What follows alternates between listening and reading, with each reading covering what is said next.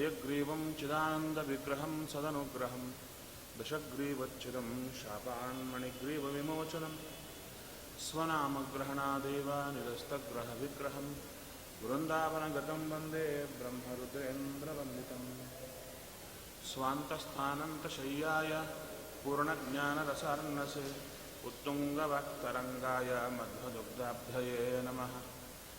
गुरुमखिलगुणज्ञं सद्गुणैकाधिवासं शमदमपरिनिष्ठं सत्त्वनिष्ठं वरिष्ठं सकलसुजनशिष्टं नित्यनिर्धूतकष्टं हयमुखपदनिष्ठं मां भजन्तु प्रपन्नाः। पूज्याय राघवेन्द्राय सत्यधर्मरताय च भजतां कल्पवृक्षाय नमतां कामधेनवे नीलाकरार्चितानन्त लीलागोपालपालितान् विद्यापयोनिधीन् वन्दे ब्रह्मविद्यागुरुन् मम। ब्रह्मचर्यहरिप्रीतिसुविद्यावादशालिनः इष्टदान् कष्टहर्तॄन्नः विद्यामान्यान् मुनीन् नमः।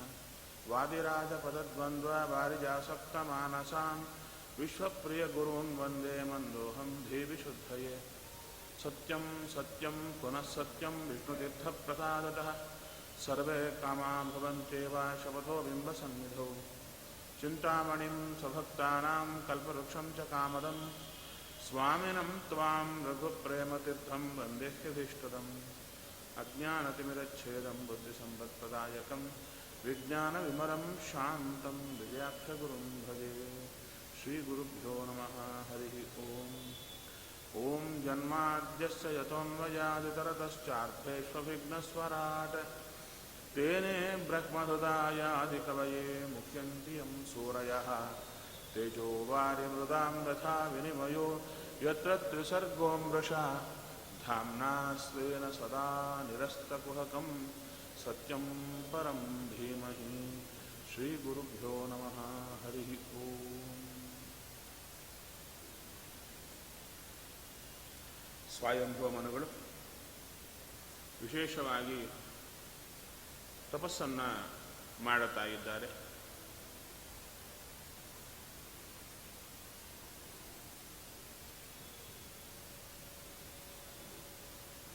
ಮುಂದೆ ಹೇಳ್ತಾ ಇದ್ದಾರೆ,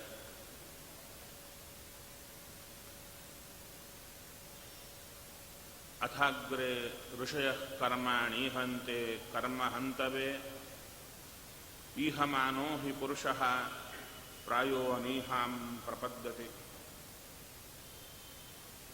ಇಲ್ಲಿ ನಮ್ಮ ಸಾಧನೆಯ ಚೌಕಟ್ಟನ್ನು ಹಾಕ್ತಾ ಹೋಗ್ತಾ ಇದ್ದಾರೆ.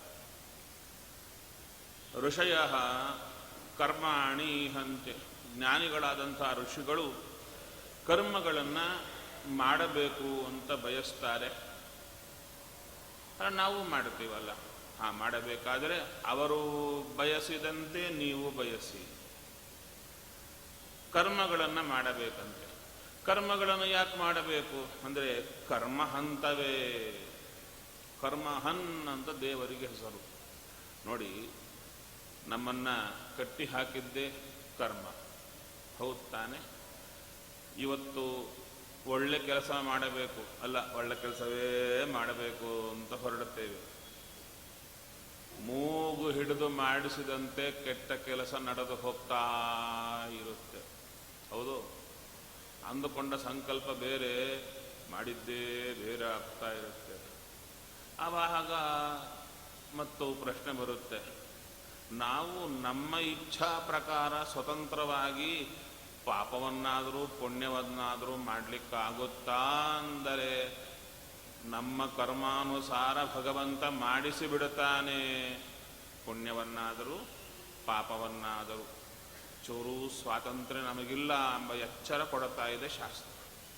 ಆವಾಗ ಭಗವಂತನನ್ನು ಕೇಳಿದರೆ, ಈ ಪಾಪಕರ್ಮ ನನ್ನಿಂದ ಯಾಕಾಯಿತು ಅಂದರೆ, ನಿನ್ನ ಹಿಂದಿನ ಪಾಪಕರ್ಮ ಇದೆಯಲ್ಲ, ಆ ಕರ್ಮದಿಂದಾಗಿ ಈ ಬುದ್ಧಿ ಬಂದಿದೆ. ಬುದ್ಧಿ ಕರ್ಮಾನುಸಾರಿಣಿ. ಹಿಂದಿನ ಕರ್ಮಕ್ಕನುಸಾರವಾಗಿ ಈಗ ಬುದ್ಧಿ, ಈ ಬುದ್ಧಿಗನುಸಾರವಾಗಿ ಕರ್ಮ, ಕರ್ಮಕ್ಕನುಸಾರವಾಗಿ ಮತ್ತು ಬುದ್ಧಿ, ಹಾಗೆ ಹಾಗೆ ಹಾಗೆ ನಮ್ಮನ್ನು ಸೆಳೆಕೊಂಡು ಕರ್ಕೊಂಡು ಹೋಗೋದೇ ಕರ್ಮ. ಮತ್ತೆ ಈ ಕರ್ಮ ನಮ್ಮನ್ನು ಕಟ್ಟಿ ಹಾಕ್ತಾ ಇದೆ, ಮೇಲಕ್ಕೆ ಬರಲಿಕ್ಕೆ ಬಿಡ್ತಾನೇ ಇಲ್ಲ. ಹೇಗೆ ಮೂಗಿನಿಂದ ಬಿದ್ದ ಶ್ಲೇಷ್ಮ ಸಿಂಬಳ ಅಂತೀರ, ಅದರಲ್ಲಿ ನೊಣ ಬಿದ್ದರೆ ಬಿಡಿಸಿಕೊಳ್ಳಾರದೆ ಒದ್ದಾಡುತ್ತಾ ಇರುತ್ತೆ. ಇನ್ನೊಂದು ದೃಷ್ಟಾಂತ ಕೊಡಬೇಕಾ? ಅದ್ಯಾವುದೋ ಮೊನ್ನೆ ಮೆಸೇಜ್ ಕಳಿಸಿದ್ರು, ಅದು ನೋಡಿ ನನಗೆ ಅಯ್ಯೋ ಅನಿಸ್ಬಿಡ್ತು. ಈ ಚೂಯಿಂಗ್ ಗಮ್ ತಿಂತಾ ಇರ್ತಾರೆ ಮಹಾನುಭಾವರು ಅಲ್ವಾ? ಆ ಚೂಯಿಂಗ್ ಗಮ್ ತಿನ್ನುವಾಗ ಅವರಿಗೆ ಮಾಮೂಲಾಗಿ ಈ ಪಾರ್ಕ್ಗಳಿಗೆ ಅದಕ್ಕೆ ಇದಕ್ಕೆಲ್ಲ ಹೋಗಿ ಎಲ್ಲರ ಜೊತೆಗೆ ಹೋಗೋದು ಅಭ್ಯಾಸ ಇರುತ್ತೆ. ಅಲ್ಲಿ ಹೋದಾಗ ಅದನ್ನು ಅಗದು ಅಗದು ಅಗದು ಉಗಿದು ಹೋಗ್ತಾರೆ, ಹೌದು ತಾನೆ? ಆ ಉಗಿದು ಹೋದಾಗ ಈ ಗಿಳಿ ಮೊದಲಾದ ಪಕ್ಷಿಗಳೆಲ್ಲ ನೆಲದಲ್ಲಿ ಏನಾದರೂ ಬಿದ್ದಿದೆಯಾ ಅಂತ ತಿನ್ಲಿಕ್ಕೆ ಹೋಗಿ ಅದನ್ನು ಹಿಡಿದು ಬಾಯಲ್ಲಿ ಹಾಕ್ಕೊಂಡ್ರೆ ಅದರ ಬಾಯಿಗೆ ಅಂಟಿಕೊಂಡು ಅದು ಒದ್ದಾಡತಾ ಬಿಡಿಸೋ ನಾಥ ಇಲ್ಲದೆ ಸತ್ತೇ ಹೋಗ್ತಾ ಇದೆ. ಮತ್ತೆ ಅಂಥ ಅವಸರವಾದ ತಿನ್ನೋದು ಯಾರಾದರೂ ಇದ್ರೆ ಬಿಟ್ಟು ಬಿಡಿ. ಯಾರಾದರೂ ಇದ್ರೆ ಅದು ಬಿಟ್ಟರೆ ಅಧಿಕ ಮಾಸ ಮಾಡಿದ ದೊಡ್ಡ ಫಲ ಬರುತ್ತೆ, ಪಕ್ಷಿಗಳನ್ನು ಬದುಕಿಸಿದ ಫಲ ಬರುತ್ತೆ. ನಿಜವಾಗಿ ನನಗೆ ಬಹಳ ದುಃಖ ಆಯಿತು. ಇಲ್ಲ, ಯಾರು ಹೋಗಿ ಅದನ್ನು ಬಿಡಿಸೋದು ಬಾಯಲ್ಲಿ ಸಿಕ್ಕಾಕ್ಕೊಂಡಿದೆ ಅಂತ ಒದಾಟ. ಆ ಫೋಟೋ ತೆಗೆದು ಹಾಕಿದ್ದಾರೆ, ಅದು ಸಿಕ್ಕಾಕ್ಕೊಂಡಿದೆ, ಒದಾಡ್ತಾ ಇದೆ, ಬಿದ್ದಿದೆ. ಹಾಗಾಗ್ತಾ ಇದೆ ನಮ್ಮ ಪರಿಸ್ಥಿತಿ. ಯಾವುದು? ಕರ್ಮ ಬೀಜದಲ್ಲಿ. ಹಾಗಾದರೆ ದೇವರನ್ನ ಕೇಳಿದರೆ, ಸ್ವಾಮಿ ಈ ಕರ್ಮದ ಬಂಧನದಿಂದ ನಮ್ಮನ್ನು ಯಾರು ಪಾರು ಮಾಡೋದಯ್ಯ ಅಂದರೆ ನಾನೇ ಅಂದ. ಹೌದಾ, ಮತ್ತ್ಯಾಕೆ ಮಾಡುತ್ತಾ ಇಲ್ಲ? ಯಾವುದಾದ್ರೂ ನಿಮಗೆಲ್ಲ ಒಳ್ಳೆ ಸಾಮರ್ಥ್ಯ ಇದೆ, ಒಳ್ಳೆತನ ಇದೆ, ನಾನು ಕಷ್ಟದಲ್ಲಿದ್ದೇನೆ, ನೀವಾಗಿ ಬರ್ತೀರಾ? ನಾನು ರಿಕ್ವೆಸ್ಟ್ ಮಾಡಿದರೆ ಬರ್ತೀರ, ಹೌದು ತಾನೆ? ಹಾಗೆ ದೇವ ಅಂದ, ನೀನು ನನ್ನ ಕೇಳು, ಬರ್ತೇನೆ.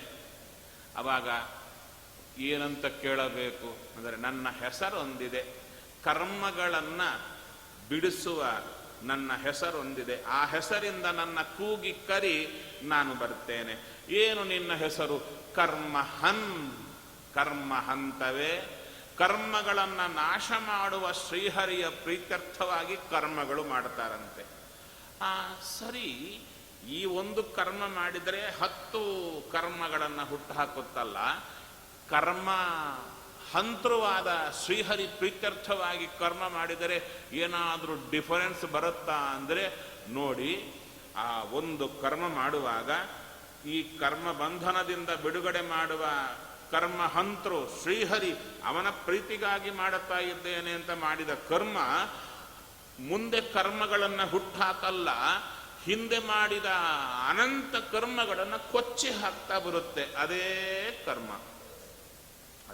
ಕರ್ಮ ಕೊಚ್ಚಿ ಹಾಕ್ತಾ ಬರುತ್ತೆ. ಅದಕ್ಕೆ ಹೇಳ್ತಾರೆ, ಋಷಯ ಕರ್ಮಾಣಿ ಈಹಂತೆ ಕರ್ಮಹಂತಹೇ ಈಹಮಾನೋ ಹಿ ಪುರುಷ ಪ್ರಾಯೋ ಅನೀಹಾಂ ಪ್ರಪದ್ಯತೆ.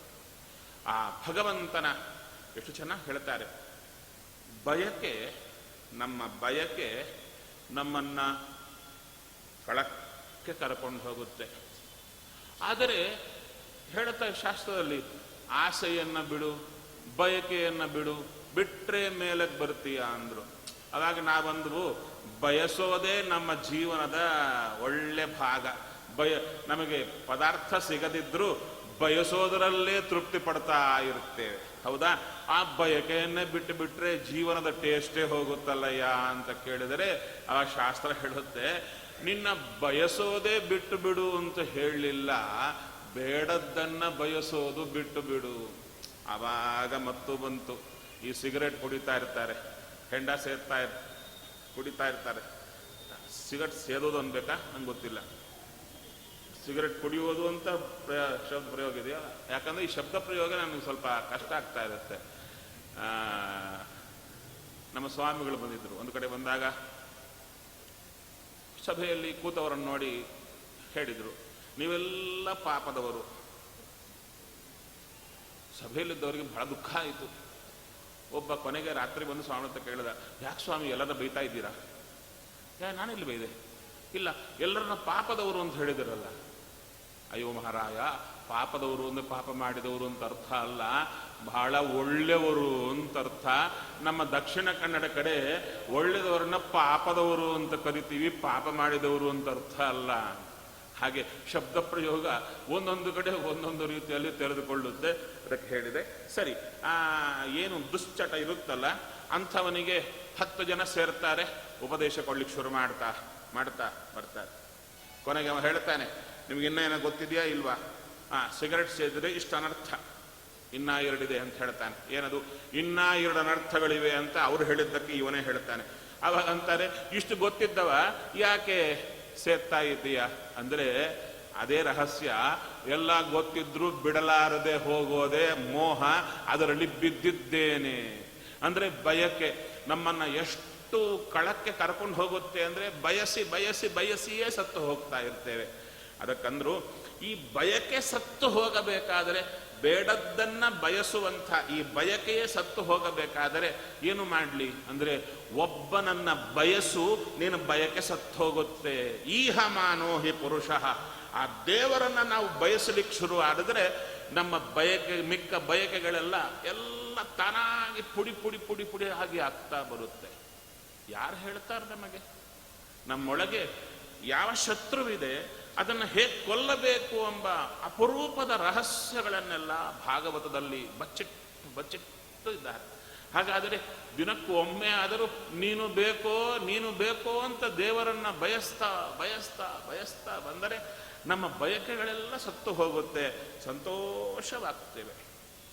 ಇನ್ನ ಮುಂದೆ ಹೇಳ್ತಾ ಇದ್ದಾರೆ, ಈಹತೆ ಭಗವಾನ್ ಈಶಃ ನಹಿ ತತ್ರ ವಿಷಜ್ಯತೆ ಆತ್ಮಲಾಭೇನ ಪೂರ್ಣಾರ್ಥ ನಾವಸೀದಂತಿ ಏನು ತಂ. ಆವಾಗ ಮತ್ತು ಸಂಶಯ ಬಂತು. ಅಲ್ಲ, ನಮಗೆ ಬಯಕೆ ಇದೆ, ನಾವು ಬಯಕೆಗೆ ಬದ್ಧರಾಗ್ತೇವೆ. ಅದಕ್ಕೆ ಬಯಕೆಯಿಂದ ಬಿಡಿಸಿಕೋಬೇಕಾದರೆ ದೇವರನ್ನ ಬಯಸಬೇಕು ಅಂತ ನಮಗೆ ಒಳ್ಳೆ ವಿಷಯ ಹೇಳಿದ್ದೀರಿ.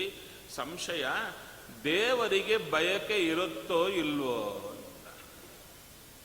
ದೇವರಿಗೆ ಬಯಕೆ ಇರುತ್ತೋ ಇಲ್ವೋ? ಇದೆ ಅಂದ್ರು. ನಮ್ಮನ್ನ ಸಂಸಾರದಿಂದ ಉದ್ಧಾರ ಮಾಡಬೇಕೆಂತ ಬಯಸ್ತಾನೆ, ಎಲ್ಲರೂ ಚೆನ್ನಾಗಿರಬೇಕು ಅಂತ ಬಯಸ್ತಾನೆ. ಮತ್ತೆ ಇವನಿಗೆ ಬಯಕೆಗಳಿದೆಯಲ್ವಾ, ಬಯಕೆ ಕಟ್ಟಿ ಹಾಕುತ್ತೆ ಅಂದ್ರೆ ದೇವರನ್ನ ಕಟ್ಟಿ ಹಾಕಲ್ಲಲ್ವಾ? ಅಂದ್ರೆ ಭಗವಾನ್ ಈಶಃ ಈಹತೆ ಅಂದರೆ ಭಗವಂತ ತಾನು ಎಲ್ಲ ಇಚ್ಛೆ ಪಡ್ತಾನಂತೆ, ಆದರೆ ನಹಿ ತತ್ರ ವಿಷಜ್ಯತೆ, ತಾನು ಅದರಲ್ಲಿ ಸಿಕ್ಕಾಕೊಳ್ಳೋದೇ ಇಲ್ಲ, ಸ್ವತಂತ್ರನಾಗಿರ್ತಾನೆ. ಅರ್ಥ, ಸಿಕ್ಕಾಕೊಳ್ಳುವಂಥ ವಿಷಯಗಳನ್ನು ಬಯಸೋದೇ ಇಲ್ಲವ. ಈ ಗುಣ ನಾವು ಚಿಂತನೆ ಮಾಡಬೇಕು. ಏನು? ನನ್ನ ಒಳಗಿರುವ ಬಿಂಬಮೂರ್ತಿ ಯಾವ ಸಿಕ್ಕಾಕೊಳ್ಳುವಂಥ ಬಯಕೆಗಳನ್ನು ಬಯಸೋದಿಲ್ಲ, ನನ್ನಿಂದ ಬಯಸುವಂತೆ ಮಾಡೋದಿಲ್ಲ, ಒಳ್ಳೆ ತನ್ನನ್ನೇ ಬಯಸುವಂತೆ ಮಾಡತಾನೆ ಅಂತ ನಾವು ಚಿಂತನೆ ಮಾಡ್ತಾ ಬಂದರೆ ಒಳಗಿರೋ ಬಿಂಬ ಪ್ರಸನ್ನನಾಗಿ ನಮ್ಮಲ್ಲಿ ಅಂಥ ಗುಣವನ್ನು ಹೆಕ್ತಾನೆ. ಅಲ್ಲ, ದೇವರಿಗೆ ಯಾಕೆ ಆ ಬಯಕೆಯಿಂದ ಕಟ್ಟಿಲ್ಲ ಅಂದ್ರೆ ಹೇಳ್ತಾರೆ, ಆತ್ಮಲಾಭೇನ ಪೂರ್ಣಾರ್ಥ. ಆ ಭಗವಂತನಿಗೆ ಬಯಕೆಯೇ ಇಲ್ಲ ಅಂದ್ರು. ಯಾಕಿಲ್ಲ ಅಂತ ಹೇಳಿದ್ರೆ, ಬಯಕೆ ಯಾರಿಗೆ ಬರುತ್ತೆ? ಏನೋ ಬೇಕು ಅನ್ನೋವರಿಗೆ ಬಯಕೆ ಬರುತ್ತೆ. ಅವನಲ್ಲಿ ಬೇಕು ಎಂಬ ಶಬ್ದವೇ ಇಲ್ಲ. ಅವನು ಪೂರ್ಣ, ಅವನಲ್ಲಿ ಆನಂದ ಪೂರ್ಣವಾಗಿದೆ. ಅವನಿಗೆ ಇನ್ನೊಂದು ಪದಾರ್ಥದಿಂದಾಗಲಿ ವ್ಯಕ್ತಿಯಿಂದಾಗಲಿ ಆನಂದ ಬರುವುದು ಎಂಬ ಪ್ರಸಂಗವೇ ಇಲ್ಲ. ಇವನಿಂದಲೇ ಅವರಿಗೆ ಸುಖ, ಅವನಿಂದ ಇವನಿಗೆ ಚೂರು ಇಲ್ಲ, ಲಕ್ಷ್ಮೀದೇವಿಯಿಂದಲೂ ಇಲ್ಲ ಅಂತ ಹೇಳ್ತಾರೆ. ಆದ್ದರಿಂದ ಏ ಅನುತಂ ನಾವಸೀದಂತಿ.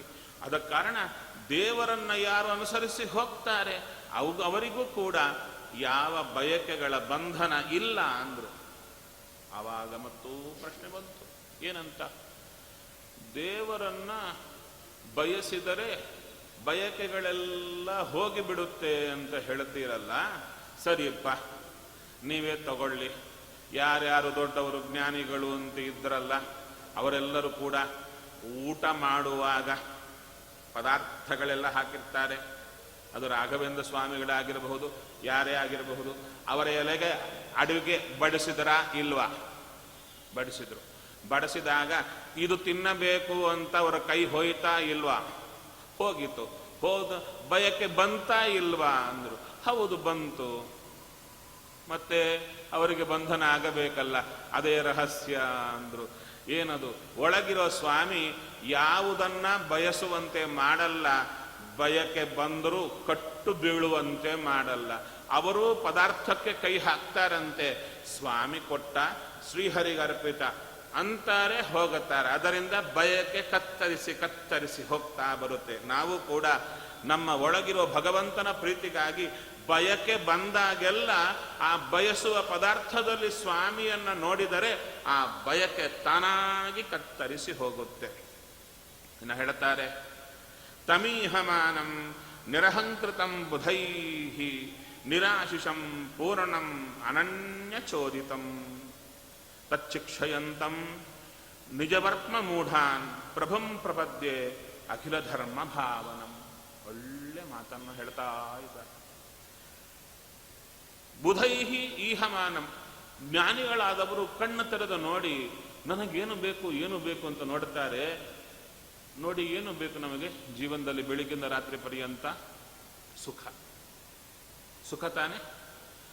ನೋಡಿ ಸುಖ, ಕೇಳಿ ಸುಖ, ಅದು ಕಿವಿಯಲ್ಲಿ ಹಾಕೊಂಡು ಕೇಳಿ ಕೇಳಿ ಕೇಳಿ ಸುಖ, ಟಿವಿ ಎಲ್ಲ ನೋಡಿ ಸುಖ, ತಿಂದು ಸುಖ, ಕುಡಿದು ಸುಖ, ಒಟ್ಟಾರೆ 5 ಜ್ಞಾನೇಂದ್ರಿಯಗಳಿಂದ ಸುಖ. ಆ ಸುಖ ಪಡಲಿಕ್ಕೆ ಬೆಳಿಗ್ಗಿಂದ ರಾತ್ರಿವರೆಗೆ ಪ್ರಯತ್ನ. ಹೌದು ತಾನೆ? ಇಷ್ಟರೊಳಗೆ ನಮ್ದು ಮುಗಿದಿರುತ್ತೆ. ಆ 5 ಕಡೆಯಿಂದ ಸುಖ ಬರೋದು ನಿಂತಿತ. ಎಲ್ಲ ಪದಾರ್ಥಗಳಿವೆ, ವ್ಯಕ್ತಿಗಳು ಇದ್ದಾರೆ, ಸುಖ ಮಾತ್ರ ಬರ್ತಾ ಇಲ್ಲ. ಅವಾಗೇನಂತೀರ? ಏನೋ ರೀ ಜೀವನ, ಯಾಕೆ ಬದುಕ್ತಾ ಇದೆಯೋ ಏನೋ, ಸುಖವೇ ಇಲ್ಲ. ಅಲ್ಲ, ನಿನಗೆ ಸುಖ ಕೊಡೋದು ಪದಾರ್ಥ ವ್ಯಕ್ತಿಗಳು ಮಾತ್ರ ಅಲ್ಲ, ಮತ್ತ್ಯಾಕೆ ಬರ್ತಾ ಇಲ್ಲ? ಏನೋ ಗೊತ್ತಿಲ್ಲ. ಅದಕ್ಕಂದ್ರು ಪದಾರ್ಥಗಳು ವ್ಯಕ್ತಿಗಳು ಸುಖ ಕೊಡಲ್ಲ, ಒಳಗು ಇದ್ದು ಸುಖ ಕೊಡುವ ಒಬ್ಬ ನಮ್ಮ ತಲೆ ಕೆಡಿಸಿದ್ದಾನೆ.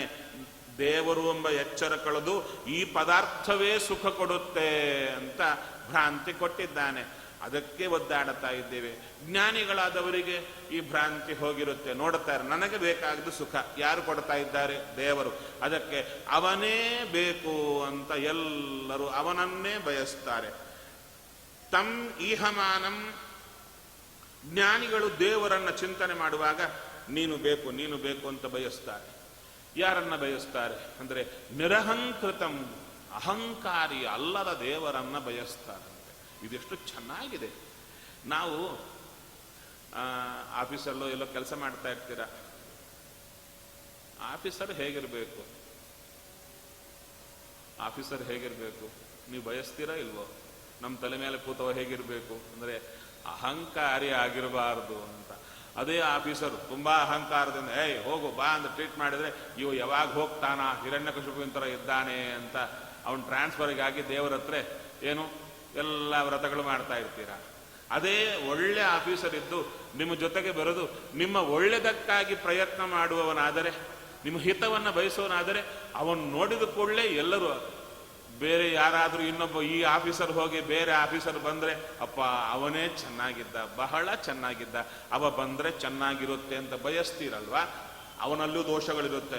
ಮತ್ತೆ ದೋಷವೇ ಇಲ್ಲದ ಅಹಂಕಾರಿ ಅಲ್ಲದ ಶ್ರೀಹರಿಯನ್ನ ಯಾರು ಬಯಸಲ್ಲ, ಎಲ್ಲರೂ ಬಯಸ್ತಾ ಇದ್ದಾರೆ. ಹೇಗಿದ್ದಾನೆ ಅಂದರೆ ಹೂವ ತರುವರ ಮನೆಗೆ ಹುಲ್ಲ ತರುವ ಅವ್ವ ಲಕ್ಷ್ಮಿ ರಮಣ ಇವಾಗಿಲ್ಲ ಗುರುವ ಅಂದು. ಅದಕ್ಕೆ ಹೇಳ್ತಾರೆ, ಹೂ ಬೇಕಾದ್ರೆ ಬೊಕೆ ಹಿಡ್ಕೊಂಡು ಹೋಗ್ಲಿಕ್ಕೆ ನಮಗಷ್ಟು ನಾಚಿಕೆ ಇರಲ್ಲ. ಅದೇ ಯಾರ ಮನೆಗಾದ್ರೂ ಚೂರು ಹುಲ್ಲನ್ನ ತಗೊಂಡು ಹೋಗ್ರಿ ಅಂದ್ರೆ ಆ ಹುಲ್ಲು ತಗೊಂಡೋಗೋ ಕಾಲಕ್ಕೆ ಎಲ್ಲರೂ ನೋಡ್ತಾರೆ, ಇವನು ಅವರ ಮನೆ ಸರ್ವೆಂಟ್ ಅಂತ ತಲೆಗೆ ಬಂದ್ಬಿಡುತ್ತೆ. ಹುಲ್ಲು ನೋಡಿದ ಕೊಳ್ಳೆ ನೀವೇನು ಹೇಳಬೇಕಾಗಿಲ್ಲ, ಆ ಹುಲ್ಲು ತಗೊಂಡು ಹೋದ ಕೊಳ್ಳೆ ನಿಮ್ಮನ್ನು ಟ್ರೀಟ್ ಮಾಡೋ ನೋಟನೇ ಬೇರಾಗಿ ಬಿಡುತ್ತೆ. ಮತ್ತೆ ನೀವು ಹುಲ್ಲು ತಗೊಂಡು ಹೋಗ್ತೀರಾ ಒಬ್ಬರ ಮನೆಗೆ? ಇಲ್ಲ, ಹುಲ್ಲು ತಗೊಂಡು ಹೋಗಲ್ಲ. ಏನು ತಗೊಂಡು ಹೋಗ್ತೀರಾ? ಹೂ, ನೋ ಪ್ರಾಬ್ಲಮ್, ತಗೊಂಡು ಹೋಗ್ತೀನಿ. ದೇವರಿಗಾಗಿದಲ್ಲಂತೆ ಅವ್ವ ಲಕ್ಷ್ಮಿ ರಮಣ ಇವಾಗಿಲ್ಲ ಗರ್ವ ಇಲ್ಲೇ ಇಲ್ಲ. ನೀನು ಹೂ ತರ್ತೇನಪ್ಪ, ನಾ ಹುಲ್ ತರ್ತೇನೋ ಅಂತ ಬರ್ತಾನೆ. ಮತ್ತೆ ಇಂಥವನನ್ನ ಬಯಸ್ತಾರೆ ಎಲ್ಲ ಋಷಿಮುನಿಗಳು. ತಮೀಹಮಾನಂ ನಿರಹಂಕೃತಂ ಬುಧೈಹಿ ನಿರಾಶಿಷಂ. ಅವನಂದ್ರೆ ಹೋಗ್ತಾರಂತೆ, ಇವರು ಅವನಿಂದ ಎಲ್ಲ ಬಯಸ್ತಾ ಇರ್ತಾರೆ, ನೋಡ್ತಾ ಇರ್ತಾರೆ ದೇವರನ್ನ. ಇವನು ಯಾವಾಗಾದ್ರೂ ನಮ್ಮಿಂದ ಏನಾದ್ರೂ ಬಯಸ್ತಾನ ಅಂತ ಹುಡುಕಿ ಹುಡುಕಿ ನೋಡ್ತಾರೆ. ಅವನಿಗೆ ಆಸೆಯೇ ಇಲ್ಲ, ಆಸೆಯೇ ಇಲ್ಲ. ಅಂಥವನ್ನ ನೋಡಿ ಇವನಿಗೆ ಆಸೆಯೇ ಇಲ್ಲ, ನಾವು ಹೀಗಾದ್ರೆ ಚೆನ್ನಾಗಿರುತ್ತಲ್ಲ ಅಂತ ಅವನ ಪಾದವೇ ಹಿಡಿದು ನಮಗ ಟೆಕ್ನಿಕ್ ಹೇಳಿಕೊಡೋ ಮಹಾರಾಯ, ನಮಗೂ ಆಸೆ ಬಿಡಿಸೋ ಅಂತ ಅವನನ್ನೇ ಆಸೆ ಪಡ್ತಾರಂತೆ. ಇನ್ನ ಪೂರ್ಣಂ, ಯಾಕೆ ಅವನಿಗೆ ಆಸೆ ಇಲ್ಲ? ಪೂರ್ಣಂ. ಇನ್ನೊಂದು ಒಳ್ಳೆ ಮಾತು ಹೇಳುತ್ತಾರೆ. ಈ ಜೀವನೂ ಕೂಡ ಸ್ವರೂಪ ದೇಹದಲ್ಲಿ ಜ್ಞಾನ ತುಂಬಿದೆ, ಆನಂದ ಅವನ ಮಟ್ಟಿಗೆ ತುಂಬಿದೆ. ಈ ತುಂಬಿದೆ ಶಬ್ದಕ್ಕೆ ಬಹಳ ಅರ್ಥ ಆಗಿದೆ, ಪೂರ್ಣ ಶಬ್ದಕ್ಕೆ ಅರ್ಥ ಬೇರೆ.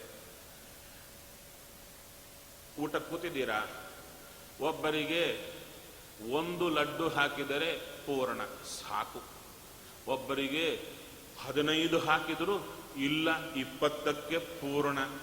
ಆದರೆ ಊಟ ಆದ ಮೇಲೆ ಇವತ್ತಿಂದದ್ದು 1, ಅವ 2, ಇವ 3, ಇವ 10, 15 ಎಲ್ಲರ ಬಾಯಿಯಿಂದ ಬರೋದೇನು? ಪೂರ್ಣ, ಹೊಟ್ಟೆ ತುಂಬಿದೆ ಅಂತ. ಆ ರೀತಿಯಲ್ಲಿ ಜೀವ, ಅವನ ಹೊಟ್ಟೆ ಬಹಳ ಚಿಕ್ಕದು, ಅವನಲ್ಲಿ ಆನಂದ ಪೂರ್ಣ, ಅವನಿಗೆಷ್ಟು ಬೇಕೋ ಅಷ್ಟಿದೆ. ಆದರೆ ಏನಾಗ್ತಾ ಇದೆ, ಮತ್ತೆ ಅವನಿಗೆ ಬೇಕಾದ ಆನಂದ ಇದ್ರೆ ಆ ಆನಂದಕ್ಕಾಗಿ ಬೇರೆ ಕಡೆ ಯಾಕೆ ಹುಡುಕ್ತಾ ಇದ್ದಾನೆ ಜೀವ ಅಂದ್ರೆ ಅದಕ್ಕೆ ಉತ್ತರ ಕೊಡ್ತಾರೆ. ದೇವ ಯಾಕೆ ಹುಡುಕ್ತಾ ಇಲ್ಲ? ದೇವನಲ್ಲೂ ಆನಂದ ಇದೆ, ದೇವನಲ್ಲೂ ಜ್ಞಾನ ಇದೆ, ಅವ ಇನ್ನೊಂದು ಕಡೆ ಆನಂದ ಹುಡುಕ್ತಾ ಇಲ್ಲ. ಜೀವನಲ್ಲೂ ಆನಂದ ಇದೆ, ಜೀವನಲ್ಲೂ ಜ್ಞಾನ ಇದೆ, ಜೀವ ಯಾಕೆ ಹುಡುಕ್ತಾನೆ ಅಂದರೆ ಇಷ್ಟು ವ್ಯತ್ಯಾಸ. ದೇವ ತನ್ನೊಳಗಿರುವ ಆನಂದ ತಾನೇ ಪಡೆಯಬಲ್ಲ, ಅವನಿಗೆ ಶಕ್ತಿ ಇದೆ. ಅನ್ಯ ಚೋದಿತ ಅಲ್ಲ, ಅನನ್ಯ ಚೋದಿತ ಸ್ವತಂತ್ರ ಪುರುಷ. ಆದ್ದರಿಂದ ತನ್ನೊಳಗಿರುವ ಆನಂದವನ್ನು ತಾನೇ ಪಡೀತಾನೆ. ಜೀವ ಅನ್ಯ ಚೋದಿತ, ದೇವರು ಜೀವನೊಳಗಿರುವ ಆನಂದ ತೆಗೆದು ಬಾಯಿಗೆ ಕೊಟ್ಟರೆ ತಿಂತಾನೆ, ಇಲ್ಲದಿದ್ದರೆ ಬಿದ್ದಿರ್ತಾನೆ. ಈ ಪ್ರಾಬ್ಲಮ್ ಜೀವನಲ್ಲಿ ಕೂತಿದೆ. ಅದಕ್ಕೆ ಜೀವನಲ್ಲಿ ತನಗೆ ಇಲ್ಲದ ಸುಖಕ್ಕಾಗಿ ಬಯಕೆ ಬರ್ತಾ ಇದೆ. ಅಂದರೆ ಇದ್ದದೆ ಸುಖ ಇದೆ ಒಳಗೆ, ಅನುಭವಿಸುವ ತಾಕತ್ತಿಲ್ಲ, ಅದಕ್ಕಾಗಿ ಬಯಕೆ ಬರ್ತಾ ಇದೆ. ಆವಾಗ ಭಗವಂತ ಅವನದ್ದೇ ಆದ ಆನಂದವನ್ನು ಅವನಿಗೆ ಕೊಟ್ಟು ಅವನ ಬಯಕೆಯನ್ನು ಈಡೇರಿಸ್ತಾ ಇದ್ದಾನೆ. ಅದಕ್ಕೆ ಶುದ್ಧವಾದ ಮಾತು ಅನನ್ಯ ಚೋದಿತಂ. ಅವ ಸ್ವತಂತ್ರ, ಎಲ್ಲ ಮಾಡಬಲ್ಲ, ನಾವು ಅಸ್ವತಂತ್ರರು, ಯಾವುವು ಮಾಡಲಾರವು. ಅಂಥ ಕಾಲಕ್ಕೆ ನಾವು ಯಾರ ಪಾದ ಹಿಡಿಯಬೇಕು? ಜೀವನದಲ್ಲಿ ಬರ್ತಾ ಇದೆ. ಕಷ್ಟ ಬಂದಾಗ ಯಾರ ಕಾಲು ಹಿಡಿತೀವಿ? ನಮಗೆ ಬೇಕಾದವ್ರ ಕಾಲು ಹಿಡಿತಾ ಇರ್ತೀವಿ, ಎಲ್ಲರ ಕಾಲು ಹಿಡಿತಾ ಇರ್ತೀವಿ, ನಮ್ಮ ಮನೆಯಾಗಿದ್ದವ್ರನ್ನ ಕೇಳ್ತಾ ಇರ್ತೀವಿ. ಹೌದಾ? ಅವರಂಥವರು ಇನ್ನೊಬ್ಬರ ಕಾಲು ಹಿಡಿಯೋರು. ಯಾರೂ ಸ್ವತಂತ್ರರಲ್ಲ, ಎಲ್ಲ ಸ್ವತಂತ್ರರೇ. ಅಸ್ವತಂತ್ರರಾದವ್ರನ್ನ ಹಿಡಿದರೆ ಕೆಲಸ ಆಗೋದೇ ಇಲ್ಲ. ಅದಕ್ಕೆ ಹೇಳಿದರು, ಯಾರನ್ನು ಹಿಡಿಬೇಕು ನಾವು? ಯಾರು ಯಾರ ಮೇಲೆ ಡಿಪೆಂಡೆನ್ಸಿ ಇಲ್ಲದೇನೆ ಚೆನ್ನಾಗಿರ್ತಾರೋ ಅವರನ್ನ ಹಿಡಿದ್ರೆ ನಮ್ಮ ಕೆಲಸ ಆಗುತ್ತೆ. ಅವ ಇಡೀ ಜಗತ್ತಲ್ಲಿ ಹುಡುಕಾಡಿದ್ರೆ ಅವನೊಬ್ಬನೇ, ಇನ್ಯಾರೂ ಇಲ್ಲ. ಡಿಪೆಂಡೆನ್ಸಿ ಇಲ್ಲದೆ ಯಾವ ಕೆಲಸಕ್ಕೂ ಇನ್ನೊಬ್ಬರ ಮೇಲೆ ಆಧಾರ ಪಡದೇ ಇರುವವ ಅವನೊಬ್ಬನೇ ಸ್ವತಂತ್ರಂ. ಭಗವಂತನನ್ನ ಈ ಒಂದು ಶಬ್ದದಿಂದ ಚಿಂತನೆ ಮಾಡಿದರೆ ಸಾಕಯ್ಯ. ಇಡೀ ಶಾಸ್ತ್ರಾರ್ಥ ಏನು?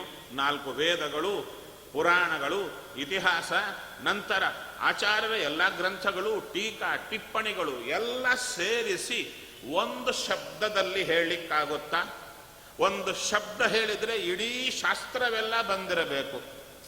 ಅಂಥ ಶಬ್ದ ಏನಾದರೂ ಇದೆಯಾ? ಆ ಒಂದು ಶಬ್ದ ಉಚ್ಚಾರ ಮಾಡಿದರೆ ಸಾಕು, ಇಡೀ ಶಾಸ್ತ್ರ ಪಾರಾಯಣ ಮಾಡಿದ ಫಲ ಬಂದಿರಬೇಕು ನಮಗೆ. ಅಂಥ ಶಬ್ದ ಇದೆಯಾ ಅಂದರೆ ಅದನ್ನು ಆಚಾರ್ಯರು ಮೊದಲೇ ಉಚ್ಚಾರ ಮಾಡಿಕೊಟ್ರು ತತ್ವ ಸಂಖ್ಯಾನದಲ್ಲಿ. ಸ್ವತಂತ್ರಂ ಅಸ್ವತಂತ್ರಂ ಚ ದ್ವಿವಿಧಂ ತತ್ವಮಿಷ್ಯತೆ. ಆ ಶಬ್ದ ಎಂಥ ಪವರ್ಫುಲ್ ಆಟಮ್ ಬಾಂಬ್ ಅಂತ ಹೇಳಿದರೆ ಇಡೀ ಶಾಸ್ತ್ರದ ಸಾರ. ಅವನೊಬ್ಬನೇ ಸ್ವತಂತ್ರ ಅಂತ, ಅವನೊಬ್ಬನೇ ಸ್ವತಂತ್ರ ಎಂಬ ಚಿಂತನೆ ಒಂದು ಸಾಕಯ್ಯ, ಇಡೀ ಶಾಸ್ತ್ರ ಪಾರಾಯಣ ಮಾಡಿದ ಫಲ ಬರುತ್ತೆ ಅಂತ ಹೇಳ್ತಾರೆ. ಅಂಥ ಅದ್ಭುತವಾದ ಚಿಂತನೆ ಕೊಡ್ತಾ ಇದ್ದಾರೆ. ಪೂರ್ಣಂ ಅನನ್ಯಚೋದಿತಂ ತಚ್ಚಿಕ್ಷಯಂತಂ ನಿಜವರ್ತ್ವ ಮೂಢಾನ್. ಏನು ಮಾಡ್ತಾ ಇರ್ತಾನೀತ ಅಂದರೆ ನಿಜವರ್ತ್ಮ ಶಿಕ್ಷಯಂತಂ, ತನ್ನದೇ ಆದ ಹಾದಿ, ತಾನು ಶಕ್ತನಾಗಿದ್ದಾನೆ, ಎಲ್ಲ ಜೀವರಾಶಿಗಳಲ್ಲಿ ಶಕ್ತಿ ಇಲ್ಲ, ಬಿದ್ದಿದ್ದಾರೆ, ಅವರಿಗೆ ತನ್ನ ಹಾದಿಯನ್ನ ಶಿಕ್ಷಯಂತಂ ತೋರಿಕೊಡ್ತಾ ಇದ್ದಾನೆ. ಅಂದರೆ ನಾನು ಹೀಗಿದ್ದೇನೆ, ನನ್ನ ನೀವು ಸೇರಬೇಕಾದ ರೀತಿ ಹೀಗೆ, ನಿಮ್ಮನ್ನು ರಕ್ಷಣೆ ಮಾಡುತ್ತೇನೆ ಅಂತ ಭಗವಂತ ಹೇಳುತ್ತಾ ಇದ್ದಾನೆ. ಏನು ಶಿಕ್ಷಣೆ ಮಾಡುತ್ತಾ ಇದ್ದಾನೆ? ತನ್ನನ್ನು ಸೇರುವ ಮಾರ್ಗವನ್ನು ಹೇಳಿಕೊಡ್ತಾ ಇದ್ದಾನೆ. ನಿಜ ವರ್ತಮ, ವರ್ತಮ ಅಂದರೆ ಮಾರ್ಗ, ನಿಜ ವರ್ತಮ ಶಿಕ್ಷಯಂತಂ. ಅಲ್ಲಿ ಹೇಳ್ತಾರೆ, ಆ ಮಾರ್ಗ ಯಾವುದು, ನಿನ್ನನ್ನು ಸೇರುವ ಮಾರ್ಗ ಯಾವುದು ಗೊತ್ತಿಲ್ಲ, ಅದು ಯಾವುದು ಅಂದರೆ ಅಲ್ಲೇ ಹೇಳ್ತಾರೆ ತತ್ ಶಿಕ್ಷಯಂತಂ. ತತ್ ಶಿಕ್ಷಯಂತಂ, ಆತ ತತ್ ಅಂತ ಎಲ್ಲರಿಗೂ ಶಿಕ್ಷಾ ಕೊಡ್ತಾ ಇದ್ದಾನಂತೆ. ತತ್ ಅಂದರೆ ಸಂಸ್ಕೃತದಲ್ಲಿ ಅದು ಅಂತ ಅರ್ಥ. ತತ್ ಅಂದರೆ ಅದು. ಯಾವುದದು? ಅದು ಅಂದರೆ ಬ್ರಹ್ಮ. ಬ್ರಹ್ಮ ಅಂದರೆ ದೇವರು, ಅದನ್ನು ಅದು ಅದು ನಪುಂಸಕಲಿಂಗ ಶಬ್ದ ಬ್ರಹ್ಮ, ಅದಕ್ಕೆ ಅದು ತತ್ ಅಂತ ಹೇಳ್ತಾರೆ. ಇನ್ನ ಅರ್ಥ ಆಗಿಲ್ಲ, ಅದಕ್ಕೆ ಹೇಳ್ತಾರೆ ಗಾಯತ್ರಿ ಮಂತ್ರದ ಮೊದಲನೇ ಅಕ್ಷರ ತಕಾರ, ತತ್ಸವಿತುರ್ವರೆಣ್ಯಂ. ಕೊನೆ ಅಕ್ಷರ ಪ್ರಚೋದಯಾತ್. ಮೊದಲನೇ ಅಕ್ಷರ ಕೊನೆ ಅಕ್ಷರ ಜೋಡಿಸಿದರೆ ತತ್. ಅಂದರೆ ಗಾಯತ್ರಿ ಮಂತ್ರದ ಕೋಡ್ ವರ್ಡ್ ತತ್. ಎಷ್ಟು ಚೆನ್ನಾಗಿದೆ, ಬ್ಯೂಟಿಫುಲ್ ಕಾಂಬಿನೇಷನ್ಸ್. ಆ ಸ್ವಾಮಿ ಪವರ್ಫುಲ್ ಆತ, ವೇದವ್ಯಾಸ ದೇವರು ಎಷ್ಟು ಚೆನ್ನಾಗಿ ಮಾಡಿಸ್ತಾರೆ. ತತ್ ಶಿಕ್ಷಯಂತಂ. ಈ ಭಗವಂತ ಏನು ಮಾಡುತ್ತಾನೆ? ಗಾಯತ್ರಿಯ ಮೂಲಕ ಎಲ್ಲರಿಗೂ ತನ್ನ ಹಾದಿಯನ್ನ ತೋರಿಕೊಡತಕ್ಕಂಥ, ಯಾರನ್ನ? ಮೂಢಾನ್, ಮೂಢರಾದವರಿಗೆ ತೋರಿಕೊಡುತ್ತಾನಂತೆ. ಮೂಢರು ಅಂದರೆ ಯಾರು ಅಂದರೆ ಹೇಳ್ತಾರೆ, ಗೊತ್ತಿದ್ದು ಬೀಳುವವರು, ಗೊತ್ತಿದ್ದು ಬೀಳುವವರು, ಗೊತ್ತಿಲ್ಲದೆ ಬೀಳುವವರಲ್ಲ, ಗೊತ್ತಿದ್ದು ಬೀಳುವವರು. ಅದರ ಕುರಿತು ದಾಸರಾಯರು ಸುಂದರವಾಗಿ ಹೇಳುತ್ತಾರೆ. ದೀಪ ಕರದಲ್ಲಿ ಪಿಡಿದು ಕಾಣದೆ ಕೂಪದಳು ಬಿದ್ದಂತೆ, ವೇದ ಮಹಾ ಉಪನಿಷದರ್ಥಗಳ ನಿತ್ಯದಿ ಪೇಳುವವರೆಲ್ಲ ಶ್ರೀಹರಿಯನ್ನು ಕಾಣದೆ ಬೀಳ್ತಾ ಇದ್ದಾರೆ. ಅರ್ಥ ಬಾಯಿಂದ ಬರ್ತಾ ಇದೆ, ತಲೆಗೆ ಬರ್ತಾ ಇಲ್ಲ, ಜೀರ್ಣ ಆಗ್ತಾ ಇಲ್ಲ. ಅಂಥವರಿಗೆ ತಾನು ಜೀರ್ಣ ಆಗೋ, ತನ್ನ ವಿಷಯ ಜೀರ್ಣ ಆಗುವ ರೀತಿಯನ್ನ ತೋರಿಕೊಡ್ತಾ ಬರುವ ಅಂಥ ಪ್ರಭುಂ ಪ್ರಪದ್ಯೆ ಅಖಿಲ ಧರ್ಮ ಭಾವನಂ.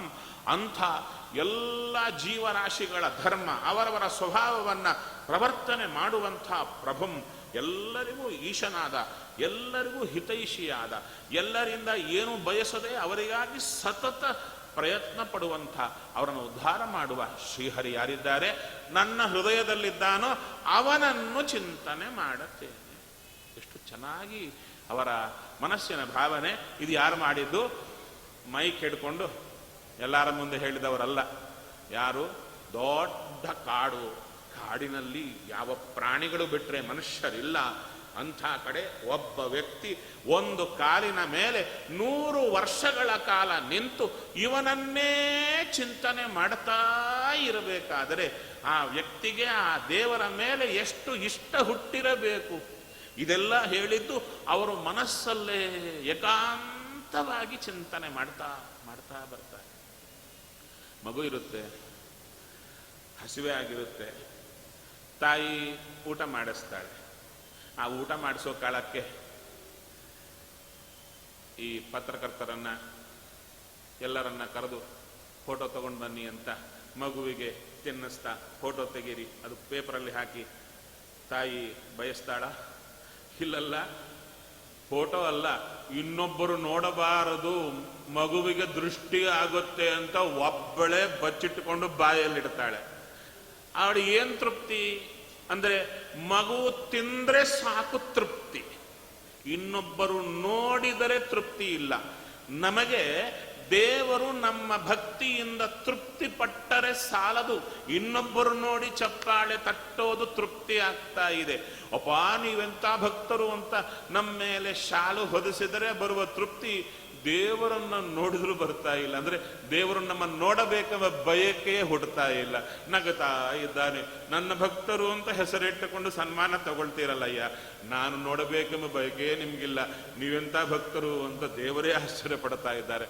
ಅದರಿಂದ ನಮ್ಮಲ್ಲಿ ಧಾಂಭಿಕೆಯನ್ನು ಚಿಂತನೆ ಮಾಡುತ್ತೇನೆ ಅಂತ ಇತಿ ಮಂತ್ರೋಪನಿಷದಂ ವ್ಯಾಹರಂತಂ ಸಮಾಹಿತಂ, ಇದನ್ನ ಸದಾ ಉಚ್ಚಾರ ಮಾಡ್ತಾ ಮಾಡ್ತಾ ಮಂತ್ರವನ್ನ ಆ ಅರ್ಥವನ್ನ ಚಿಂತನೆ ಮಾಡುತ್ತಾ ಅರ್ಥದ ವ್ಯಕ್ತಿಯನ್ನು ತಲೆಯಲ್ಲಿಟ್ಟುಕೊಂಡು ಸದಾ ಸಮಾಹಿತಂ ಅಂದರೆ ಸಮ್ಯಕ್ ಮನಸ್ಸು ಎಲ್ಲಿಗೂ ಹೋಗದೆ ಭದ್ರವಾಗಿ ಶ್ರೀಹರಿಯಲ್ಲೇ ಇಟ್ಟು ಚಿಂತನೆ ಮಾಡುವಂಥ ಆತನನ್ನ ತಿನ್ನಲಿಕ್ಕೆ ಅಸುರರು ಯಾತುಧಾನಾಹ ರಾಕ್ಷಸರು ಎಲ್ಲರೂ ಕೂಡ ಜಗ್ಧುಂ ಅಭ್ಯದ್ರವನ್ ಕ್ಷುಧ ಆತನ ತಿಂದು ಬಿಡಬೇಕು ಅಂತ ಬಂದ್ರಂತೆ. ಯಾಕೆ? ಅವರಿಗೆ ಹಸಿವೆ ಆದರೆ ತಿನ್ನಲಿಕ್ಕೆ ಬೇರೆ ಪ್ರಾಣಿಗಳು ತುಂಬ ಇವೆ, ಆದರೆ ಅವಕ್ಕೆ ಹಸಿವು ಯಾವುದು ಅಂದರೆ ದೇವರನ್ನ ಚಿಂತನೆ ಮಾಡುವವರಿಗೆ ತೊಂದರೆ ಕೊಡೋದೇ ಅವರಿಗೆ ಹಸಿವೆ. ಅದಕ್ಕೆ ಅಡ್ಡಿ ಬಂದಾಗ ಅವಾಗ ಭಗವಂತ ಯಜ್ಞ ಸರ್ವಗತೋ ಹರಿಹಿ ಇಲ್ಲಿ ಹೇಳಿಕೊಡ್ತಾ ಇದ್ದಾರೆ. ಆ ವ್ಯಕ್ತಿ ದೇವರನ್ನೇ ಚಿಂತನೆ ಮಾಡ್ತಾ ಇದ್ದಾನೆ. ಎಂಥ ಸ್ಥಿತಿಯಲ್ಲಿ ಇದ್ದಾನೆ ಅಂದರೆ ಆತನ ಮೇಲೆ ಆತನನ್ನು ತಿನ್ನಲಿಕ್ಕೆ ಬರುವಂಥವರ ಎಚ್ಚರವೂ ಇಲ್ಲ. ರಕ್ಷಣೆ ಮಾಡಿಕೊಳ್ಳಲಿಕ್ಕೆ ಬರ್ತಾ ಇದ್ದಾರೆ ಶತ್ರುಗಳು ಎಂಬುದು ಗೊತ್ತಾದ್ರೆ ತಾನೇ ಎಚ್ಚರದಿಂದಿರೋದು. ಒಳಗೆ ಇದ್ದಾನೆ, ಯಾರು ಬರ್ತಾ ಇದ್ದಾರೋ ಗೊತ್ತಿಲ್ಲ, ತನ್ನ ಪಾಡಿಗೆ ತಾನು ಅವನನ್ನು ಚಿಂತನೆ ಮಾಡುತ್ತಾ ಇದ್ರೆ ನಮಗೆ ಅಯ್ಯೋರಿಸಿಬಿಡುತ್ತೆ. ಇದನ್ನು ರಕ್ಷಣೆ ಮಾಡೋದು ಯಾರು ಅಂದರೆ ಒಳಗೆ ಯಾರನ್ನ ಕುರಿತು ಚಿಂತನೆ ಮಾಡುತ್ತಾ ಇದ್ದಾರೋ ಅವನೇ ಹೊರಗಿಂದ ಬಂದ ಯಜ್ಞನಾಮಕನಾಗಿ ಬಂದು ಸಂಪೂರ್ಣವಾಗಿ ಅವರನ್ನ ಸಂಹಾರ ಮಾಡಿ ತಾನೇ ಇಂದ್ರ ಪದವಿಯಲ್ಲಿ ಯಜ್ಞನಾಮಕನಾಗಿ ನಿಂತು ಅಶಾಸತ್ ತ್ರಿಭಿಷ್ಟಪಂ ಇಂದ್ರ ಪದವಿಯನ್ನು ಆಳಿದ. ಇದು ಯಾವ ಮನ್ವಂತರ ಕುರಿತು ಹೇಳಿದ್ದು ಅಂದರೆ ಸ್ವಯಂಭುವ ಮನ್ವಂತರ ಕುರಿತು ಹೇಳಿದ್ರು. ಹಾಗೆ ಇನ್ನೊಂದು ಮನ್ವಂತರ ಸ್ವಾರೋಚಿಷ ಮನ್ವಂತರ ಅಂತ, ಅವರು ಅಗ್ನಿಯ ಮಗ ಸ್ವಾರೋಚಿಷ ಅಂತ. ಅವರ ವಿಶೇಷವಾಗಿ ಮಕ್ಕಳೆಲ್ಲರೂ ಬಂದರು. ಅಲ್ಲಿ ರೋಚನ ನಾಮಕ ಇಂದ್ರ ಬಂದ. ನಂತರ ಊರ್ಜ ಮೊದಲಾದವರು ಸತ್ತ ಋಷಿಗಳು ಬಂದರು. ಅಲ್ಲಿ ವಿಶೇಷವಾಗಿ ಭಗವಂತ ವಿಭೂ ಅಂತ ವೇದ ಶಿರಸ್ಸೆಂಬ ಋಷಿಗಳ ವಿಶೇಷ ಪತ್ನಿ ತುಷಿತಾ ಅಂತ ಅವರ ಮಗನಾಗಿ ಭಗವಂತ ಬಂದ. ವಿಭೂ ಅಂತ ತಾನು ವಿಶೇಷವಾಗಿ ನಿಯಮನ ಮಾಡಿದ ಅಂತ ತಿಳಿಸಿಕೊಡ್ತಾ ಇದ್ದಾರೆ. ಆತ ಏನು ಅಂದರೆ ಆ ವಿಭುನಾಮಕ ಭಗವಂತನ ಚಿಂತನೆ ಗೊತ್ತಿಲ್ಲ ನಮಗೆ, ಎಂದು ನಾವು ಚಿಂತನೆ ಮಾಡಲ್ಲ. ಹೇಳ್ತಾ ಇದ್ದಾರೆ ಕೌಮಾರ ಬ್ರಹ್ಮಚಾರಿಣ, ಒಳ್ಳೆ ಕೌಮಾರ ಹುಡುಗರಾಗಿದ್ದಾಗಿಂದಲೇ ಬ್ರಹ್ಮಚರ್ಯದಲ್ಲೇ ಇರುವಂಥ ಅಪರೂಪದ ವ್ಯಕ್ತಿತ್ವ ಭಗವಂತನದ್ದು. ಆ ವ್ಯಕ್ತಿತ್ವದಿಂದ ಎಲ್ಲ ಋಷಿಗಳನ್ನ ಎಲ್ಲರನ್ನು ಕೂಡ ವಿಶೇಷವಾಗಿ 88 ಸಹಸ್ರಾಣಿ 80,000 ಮುನಿಗಳಿದ್ರು, ಅವರಿಗೆಲ್ಲ ಉಪದೇಶವನ್ನು ಕೊಟ್ಟು ಉದ್ಧಾರ ಮಾಡಿದ ರೂಪ ಅದು ಅಂದರು. ಇನ್ನು ಮೂರನೆಯ ಮನ್ವಂತರ ಅಲ್ಲಿ ಉತ್ತಮೋ ನಾಮ ಪ್ರಿಯವ್ರತ ಸುತೋ ಮನುಹು, ಉತ್ತಮ ಎಂಬ ಮನುಗಳು ಉತ್ತಮ ಮನ್ವಂತರ. ಅವರಿಗೆ ಪವನ, ಸೃಂಜಯ, ಯಜ್ಞಹೋತ್ರ ಇವು ಮೊದಲಾದಂಥ ಮಕ್ಕಳಿದ್ರು. ಅಲ್ಲಿ ಹೇಳುತ್ತಾ ಇದ್ದಾರೆ ಧರ್ಮಸ್ಯ ಸುನೃತಾಯಾಂತು ಭಗವಾನ್ ಪುರುಷೋತ್ತಮ. ಆ ಧರ್ಮ ಎಂಬವರಿಗೆ ಸುನೃತ ಎಂಬ ಹೆಂಡತಿಯಲ್ಲಿ ಸ್ವಾಮಿಯೇ ಅಂದರೆ ಒಂದೊಂದು ಮನ್ವಂತರದಲ್ಲಿ ಭಗವಂತ ಆ ವಂಶದಲ್ಲಿ ಬರ್ತಾ ಇದ್ದಾನೆ. ಸತ್ಯಸೇನ ಇತಿ ಖ್ಯಾತಃ, ಸತ್ಯಸೇನ ಅಂತ ಭಗವಂತ ಬಂದ. ಆತನ ಲಕ್ಷಣ ಏನಯ್ಯ?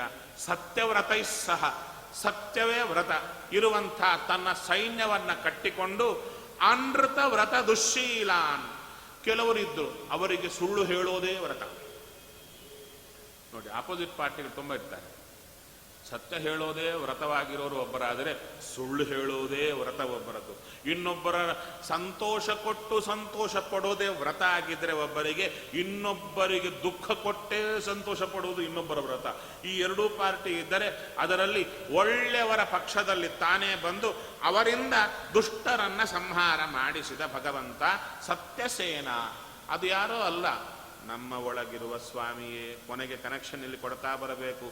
ಯಾವ ಯಾವ ಮನ್ವಂತರದಲ್ಲಿ ಏನೇನು ಈ ಕೆಲಸಗಳು ಮಾಡಿಸಿದ ಅವ ಯಾರೋ ಅಲ್ಲ, ನಮ್ಮ ಹೃದಯದಲ್ಲಿ ಇರುವ ಮೂರ್ತಿ. ಏನು ಮಾಡುತ್ತಾನೆ ಇವನು ಕೂಡ? ನಮ್ಮ ಒಳಗಿರತಕ್ಕಂಥ ಸತ್ಯವ್ರತರು ಯಾರು? ತತ್ವಾಭಿಮಾನಿ ದೇವತೆಗಳು. ಅವರಿಂದ ಕೂಡಿಕೊಂಡು ಅಸತ್ಯವ್ರತರು ಯಾರಿದ್ದಾರೆ? ತತ್ವಾಭಿಮಾನಿ ದೈತ್ಯರು. ಅವರನ್ನು ಸಂಹಾರ ಮಾಡಿಸಿ ನಮ್ಮನ್ನು ಉದ್ಧಾರ ಮಾಡುತ್ತಾನೆ ನಮ್ಮ ಬಿಂಬಮೂರ್ತಿ. ಇನ್ನು ನಾಲ್ಕನೆಯವರು ಯಾರು ಅಂದರೆ ತಾಪಸ ಅಂತ. ಉತ್ತಮನ ತಮ್ಮ ತಾಪಸ ಮನ್ವಂತರ. ಆ ಮನ್ವಂತರದಲ್ಲಿ ಭಗವಂತ ಯಾವ ರೂಪದಲ್ಲಿ ಬಂದ? ಹರಿತ್ಯಾಹುತೋ ಏನ ಗಜೇಂದ್ರೋ ಮೋಚಿತಃ ಗ್ರಹಾತ್. ಹರಿ ಅಂತ ಭಗವಂತ ತಾನು ಬಂದ ಆ ಮನ್ವಂತರದಲ್ಲಿ. ಆ ರೂಪದಿಂದ ಬಂದು ಗಜೇಂದ್ರನನ್ನ ರಕ್ಷಣೆ ಮಾಡಿದ ಮೊಸಳೆಯಿಂದ. ಅವಾಗೆ ಹೇಳುತ್ತಾ ಇದ್ದಾರೆ ಸ್ವಾಮಿ, ಆ ಶ್ರೀಹರಿ ಗಜಪತಿಯನ್ನ ಗ್ರಾಹಗ್ರಸ್ತಂ ಅಮೂಮುಚತ್, ಮೊಸಳೆ ಹಿಡಿದಾಗ ರಕ್ಷಣೆ ಮಾಡಿದನಲ್ಲ, ಆ ಕಥೆಯನ್ನು ಹೇಳಿ ನಮಗೆ. ಹೌದಾ? ಎಂಥದ್ದು ಆ ಕಥೆ? ಕೇಳಿ ಕೇಳಿ ನಮಗೆ ಬಾಯಿಪಾಠವೂ ಆಗಿದೆ, ಆದರೆ ಗೊತ್ತಿಲ್ಲ. ತತ್ಕಥಾಂ ಸುಮಹಾಪುಣ್ಯ. ಪುಣ್ಯದ ಲೆಕ್ಕ ಬೇಕಾ ನಿಮಗೆ? ಕ್ಯಾಲ್ಕುಲೇಟರ್ ಬೇಕಲ್ಲ ನಮಗೆ. ಎಷ್ಟು ಪುಣ್ಯ ಸಂಪಾದನೆ ಮಾಡಬೇಕು? ಆಚಮನ ಮಾಡಿದರೆ ಎಷ್ಟು ಪುಣ್ಯ, ಸ್ನಾನ ಮಾಡಿದರೆ ಎಷ್ಟು ಪುಣ್ಯ, ಪುಷ್ಕರ ಸ್ನಾನ. ಸೂರ್ಯ ಸಿಂಹ ರಾಶಿಯಲ್ಲಿ ಪ್ರವೇಶ ಮಾಡಿದಾಗ ಗಂಗಾ ಗೋದಾವರಿಯಲ್ಲಿ ಬಂದಿದ್ದಾಳೆ. ಸ್ನಾನ ಮಾಡಿದರೆ ಎಷ್ಟು ಪುಣ್ಯ? ತುಂಬ ಜನ ಹೋಗ್ತಾ ಇದ್ದಾರೆ. ಹೇಳುತ್ತಾರೆ, ಗಂಗೆ ಸೇರಿದ ಗೋದಾವರಿಯಲ್ಲಿ ಸಕಲ ತೀರ್ಥಗಳು 3.5 ಕೋಟಿ ತೀರ್ಥಗಳ ಸನ್ನಿಧಾನ ಇರುತ್ತೆ. ಒಂದು ಸಲ ಸ್ನಾನ ಮಾಡಿದರೆ ಎಷ್ಟು ಫಲ ಅಂದರೆ 60,000 ವರ್ಷಗಳು. ನಮ್ಮ ವಯಸ್ಸೆಷ್ಟು? 100 ವರ್ಷ ನಮ್ಮ ಆಯುಷ್ಯ ಅಲ್ವಾ?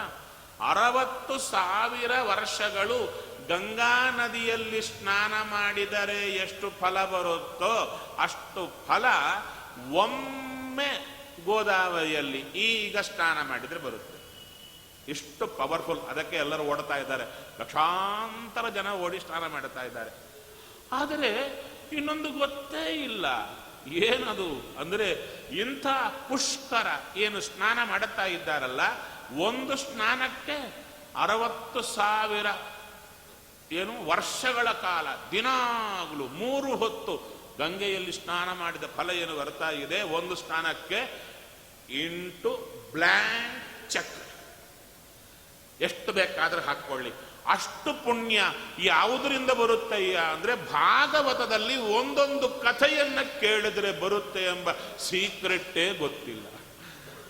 ಅದು ಕೇಳದೆ ಅಯ್ಯೋ ಭಾಗವತ ಆ ನೀರಲ್ಲಿ ಮುಳುಗೋಣ ಅಂತ ಹೋಗ್ತಾ ಇರುತ್ತೆ.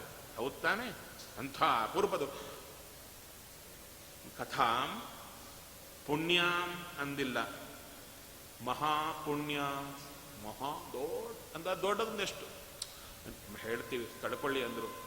ಬರೇ ಮಹಾಪುಣ್ಯಮಲ್ಲ, ಮಹಾಪುಣ್ಯಂ ಅಂದ್ರು. ಅಂದ್ರೆ ಆ ಹೇಳೋ ಕಾಲಕ್ಕೆ ತುಂಬಾ ಅಂದ್ರೆ ಇನ್ನು ಹೇಳಿಕ್ ಸಾಧ್ಯ ಇಲ್ಲ, ಅಷ್ಟು ಬರುತ್ತಯ್ಯ ಪುಣ್ಯ ಅಂದ್ರು.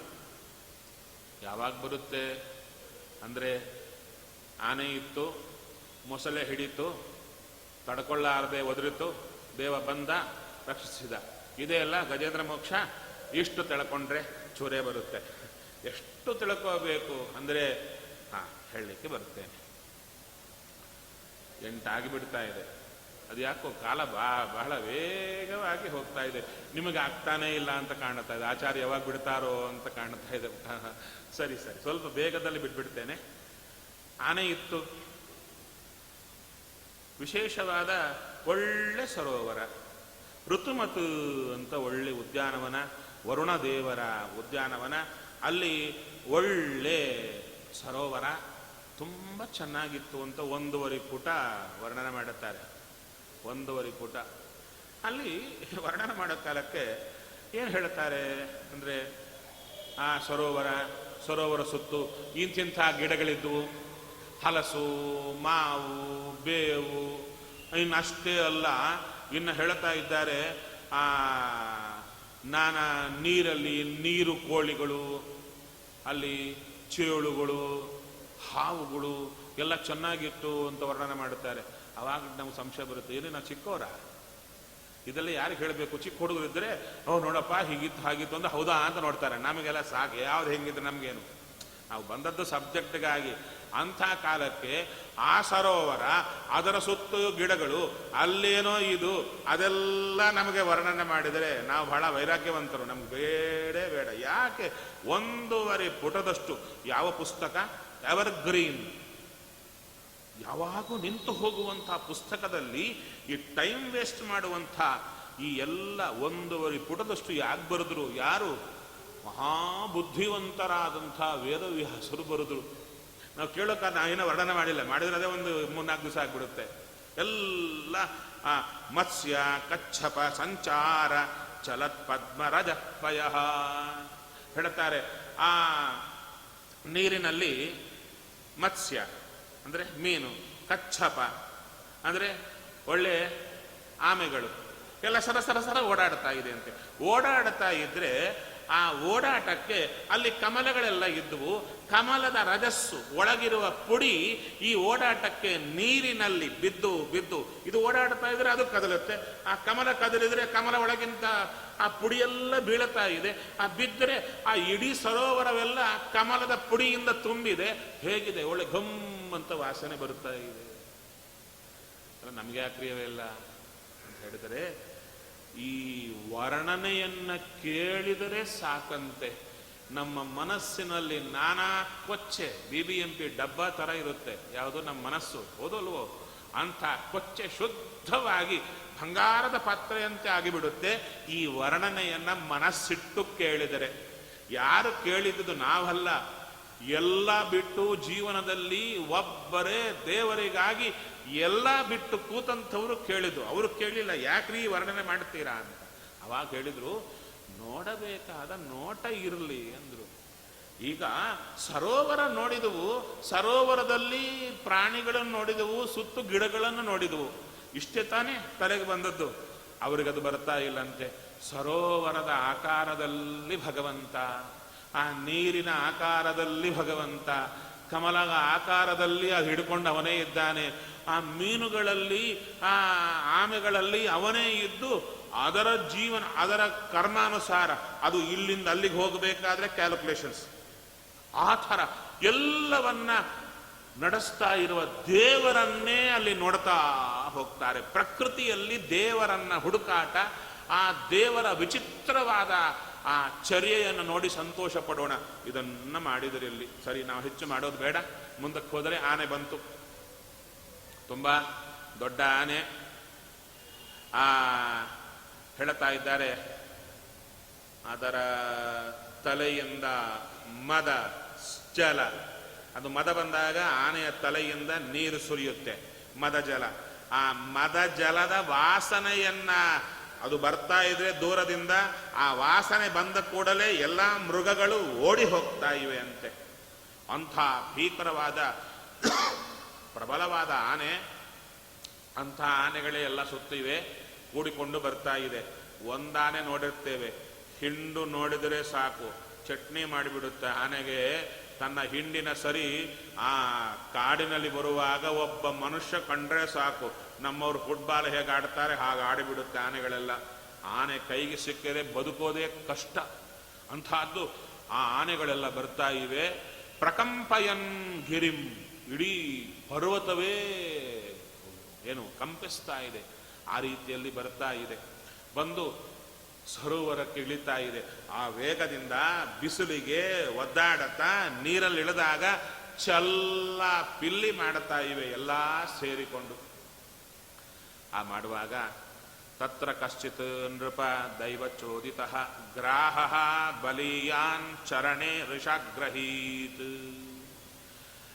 ಇದು ಆ ಸರೋವರದಲ್ಲಿ ಸೇರಿಕೊಂಡು ಮಾಡುವ ಗಲಾಟೆಗೆ ಪ್ರಶಾಂತವಾಗಿ ಒಂದು ಮೊಸಳೆ ಕೂತಿತ್ತಲ್ಲಿ, ಅದು ಸಿಟ್ಟು ಬಂತಂತೆ. ಇದು ಬಂದು ಎಲ್ಲ ಕದಡಿ ಹಾಕ್ತಾ ಇದೆ ಅಂತ ಸಿಟ್ಟಿನಿಂದ ಹಿಡಿಯಿತು. ಅಲ್ಲ, ಅದನ್ನು ನೋಡಿ ಹೆದರಿ ಹೋಗಿಲ್ವಾ? ಇದೂ ಬಲಿಯಾನ್, ಒಳ್ಳೆ ವಿಶೇಷವಾದ ಬಲವುಳ್ಳದ್ದು, ಅದು ಹಿಡಿದು ಬಿಡ್ತು. ಹೇಗೆ? ಅಷ್ಟು ಆನೆಗಳಿರುವಾಗ ಇದರ ಕಾಲೇ ಯಾಕೆ ಹಿಡಿತು ಅಂದರೆ ಎದೃಚ್ಛಯ ಅಂದರು.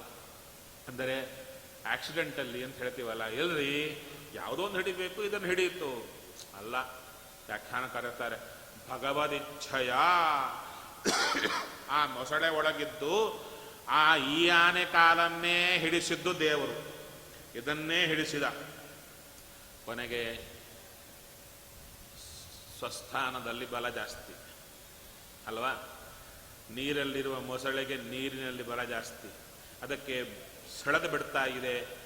ಈ ಆನೆಗೆ ಎರಡಿತ್ತು, ನಂದು ನಾನು, ನಂದು. ನನ್ನವರಿದ್ದಾರೆ, ನಾನಿದ್ದೇನೆ. ನಮ್ಮವರು ಕ್ಯಾಪಬಲ್, ಐ ಆಮ್ ಕ್ಯಾಪಬಲ್. ಈ ಕ್ಯಾಪಬಿಲಿಟಿ ಕ್ವಶನ್ ಬರುತ್ತಲ್ಲ, ಅದೇ ಆನೆ. ಅದನ್ನೇ ಹೇಳ್ತಾ ಇದ್ದಾರೆ, ನಾವೇ ಆನೆ, ಇನ್ಯಾರೂ ಅಲ್ಲ. ಅಲ್ಲಿ ಗಜೇಂದ್ರ, ಇಲ್ಲಿ ಈ ಗಜೇಂದ್ರ ಯಾರು? ಜೀವ. ಒಂದು ಹೋಯಿತು, ನನ್ನವರು ಎಂಬುದು ಹೋಯಿತು. ಎಲ್ಲ ಸೇರಿ ಸೆಳಿಲಿಕ್ಕೆ ನೋಡಿದರೆ ಆನೆಗಳೆಲ್ಲ ಏನೂ ಬರಲಿಲ್ಲ. ಕೊನೆಗೆ ದೂರ ನಿಂತುವಂತೆ, ಎಲ್ಲ ದೂರ ನಿಂತು ಅಳ್ಳಿಕ್ಕೆ ಶುರು ಮಾಡಿದುವಂತೆ. ಯಾಕ್ರಿ? ನೀರಲ್ಲೇ ನಿಂತು ಅಳಬೋದಾಗಿತ್ತಲ್ಲ, ಪಕ್ಕದಲ್ಲೇ ಇದ್ದು, ನಮ್ಮ ಕಾಲೆಲ್ಲಿ ಹಿಡಿಯುತ್ತೋ ಅಂತ ಪಕ್ಕದಲ್ಲಿ ನಿಂತುವಂತೆ.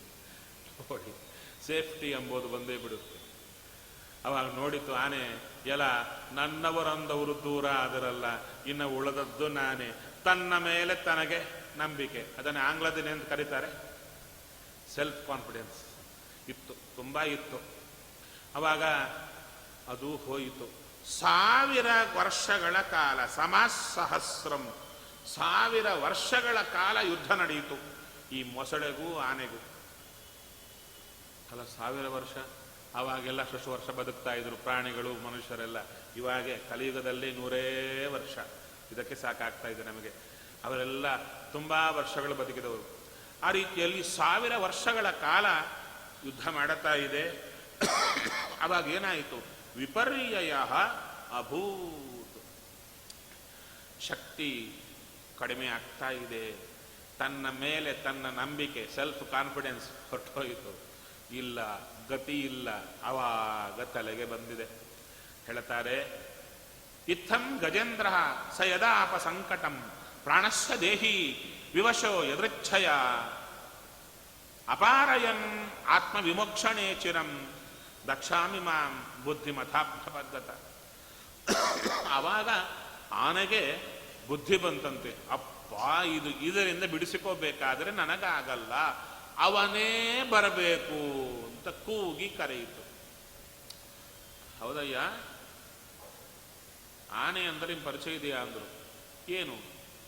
ಯಾವ ನೆನಪೂ ಇಲ್ಲದ ಜನ್ಮ ಅಂದರೆ ಆನೆ. ಅಂಥದ್ದಕ್ಕೆ ದೇವರ ನೆನಪಾಯಿತಾ? ಯಾವ ಆನೆ ದೇವರ ನೆನೆಯುತ್ತರಿ ಅಂದರೆ ಯದೃಚ್ಛಯ ಅಂದರು. ದೇವರ ಅನುಗ್ರಹದಿಂದ ಆನೆಗೆ ದೇವರ ನೆನಪು ಬಂತು. ಎಷ್ಟು ಚೆನ್ನಾಗಿದೆ. ಹಾಗಾದರೆ ನಾವು ಒದ್ದಾಡ್ತಾ ಇರ್ತೀವಿ, ನಮ್ಗೆ ಯಾಕೋ ದೇವ್ರ ನೆನಪು ಬರ್ತಾ ಇಲ್ಲ. ಅದು ಇನ್ನೊಂದು ಮಾತಲ್ಲಿ ಹೇಳಿದರೆ, ನಾನು ಯಾಕೋ ದೇವರನ್ನ ನೆನೆಸ್ತಾ ಇಲ್ಲ, ನಾನು ನೆನೆಸ್ತಾ ಇಲ್ಲ.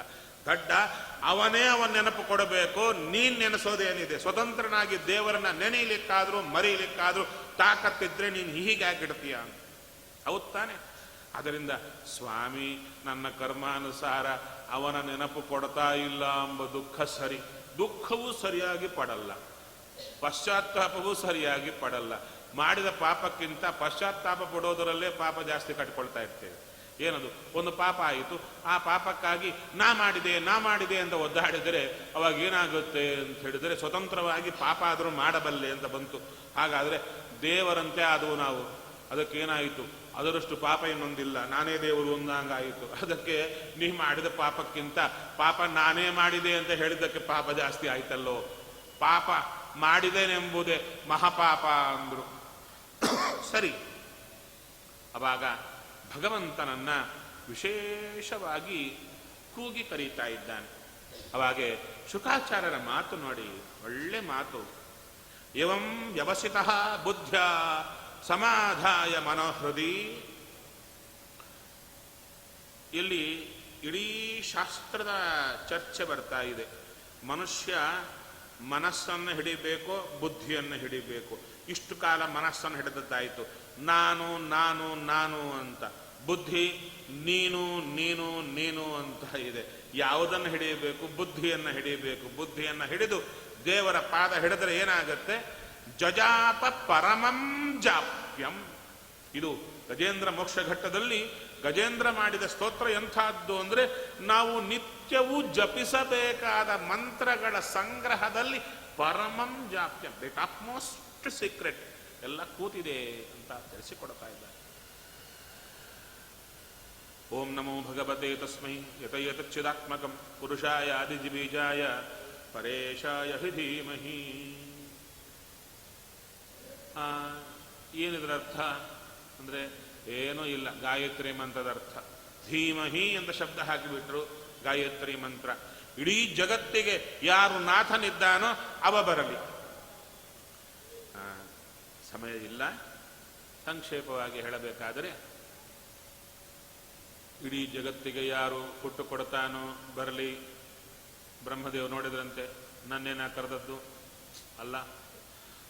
ಇನ್ನೊಂದು ಹೇಳಿದರು, ಈ ಜಗತ್ತಿಗೆ ಹುಟ್ಟು ಕೊಡುವುದಲ್ಲದೆ ಸ್ಥಿತಿಯನ್ನು ಯಾರು ಮಾಡುತ್ತಾರೋ, ಓಹೋ ನಾನಲ್ಲ ಅಂತ ಬ್ರಹ್ಮದೇವರು ಸರದರಂತೆ. ನಂತರ ಯಾರು ಸಂಹಾರ ಮಾಡುತ್ತಾರೋ, ನಾನೇನ ರುದ್ರದೇವರು ನೋಡಿದರಂತೆ. ಇಲ್ಲ, ಸೃಷ್ಟಿ ಸ್ಥಿತಿ ಸಂಹಾರಗಳನ್ನು ಯಾರು ಮಾಡುತ್ತಾರೋ, ಓಹೋ ನಾನಲ್ಲ ಅಂತ ಸರ್ಕೊಂಡ್ರು. ಮೂರು ಮಾಡೋದು ನಾನಲ್ಲ, ಮತ್ತಾರು? ಮೂರು ಮಾಡೋದು ಹರಿ, ಅವನೊಬ್ಬನೇ ಮಂದ. ಅಲ್ಲಿ ಹೇಳುತ್ತಾರೆ, ಇಡೀ ಅಷ್ಟಮಸ್ಕಂದ ಭಾಗವತ ಹರಿ ಸರ್ವೋತ್ತಮತ್ವವನ್ನು ಸ್ಥಾಪನೆ ಮಾಡ್ತಾ ಬರ್ತಾ ಇದೆ. ಅವಾಗ ಸ್ವಾಮಿಯನ್ನು ತುಂಬ ಹೇಳ್ತಾ ಇದ್ದಾರೆ. ಇದನ್ನ ಈ ಸ್ತೋತ್ರ ಕೇಳಲಿಕ್ಕೇ ಕೊಡಬೇಕು ಒಂದು ವಾರ. ಅದು 1 ಗಂಟೆ ಸಾಲದು, ಒಂದು 2 ಗಂಟೆ ಅಥವಾ 3 ಗಂಟೆ ಇಟ್ಟುಕೊಂಡು ದಿನಕ್ಕೆ ಒಂದು ವಾರ ಕೂತ್ರೆ ಒಂದು ಸ್ತೋತ್ರ ಭಾಗ ಚೂರು ನೋಡ್ಲಿಕ್ಕಾಗುತ್ತೆ. ಅದು ನಮ್ಮ ಮನಮುಟ್ಟೋ ರೀತಿಯಲ್ಲಿ ಇನ್ಡೆಪ್ತ್ ಟಚ್ ಕೊಡ್ತಾ ಹೋಗ್ಬಿಟ್ರೆ, ಒಳಕ್ಕೆ ಆನಂದ ಆಗ್ತಾ ಬಂದರೆ ಅವಾಗೇ ಆನಂದ ಆಗುತ್ತೆ. ಏನು ಮಾಡಲಿ, ನನಗೆ ಸಮಯ ಇಲ್ಲ. ತುಂಬ ಸಮಯ 4 ದಿವಸ ಕೊಟ್ಟಿದ್ದಾರೆ, ಸಮಯ ಇಲ್ಲ ಅಂತ ಹೇಳಬಾರ್ದು. ಕೊಟ್ಟ ಸಮಯದಲ್ಲಿ ಹೇಳಲಿಕ್ಕೆ ಬರಲ್ಲ ಅಂತ ಹೇಳಿದ್ರೆ ಸರಿ ಹೋಗುತ್ತೇನೋ. ಆ ರೀತಿಯಲ್ಲಿ ನನಗೆ ಮೇಲ್ಮೇಲೆ ಹೇಳ್ಕೊಂಡು ಹೋಗ್ಲಿಕ್ಕೆ ನನಗೆ ಬರ್ತಾ ಇಲ್ಲ.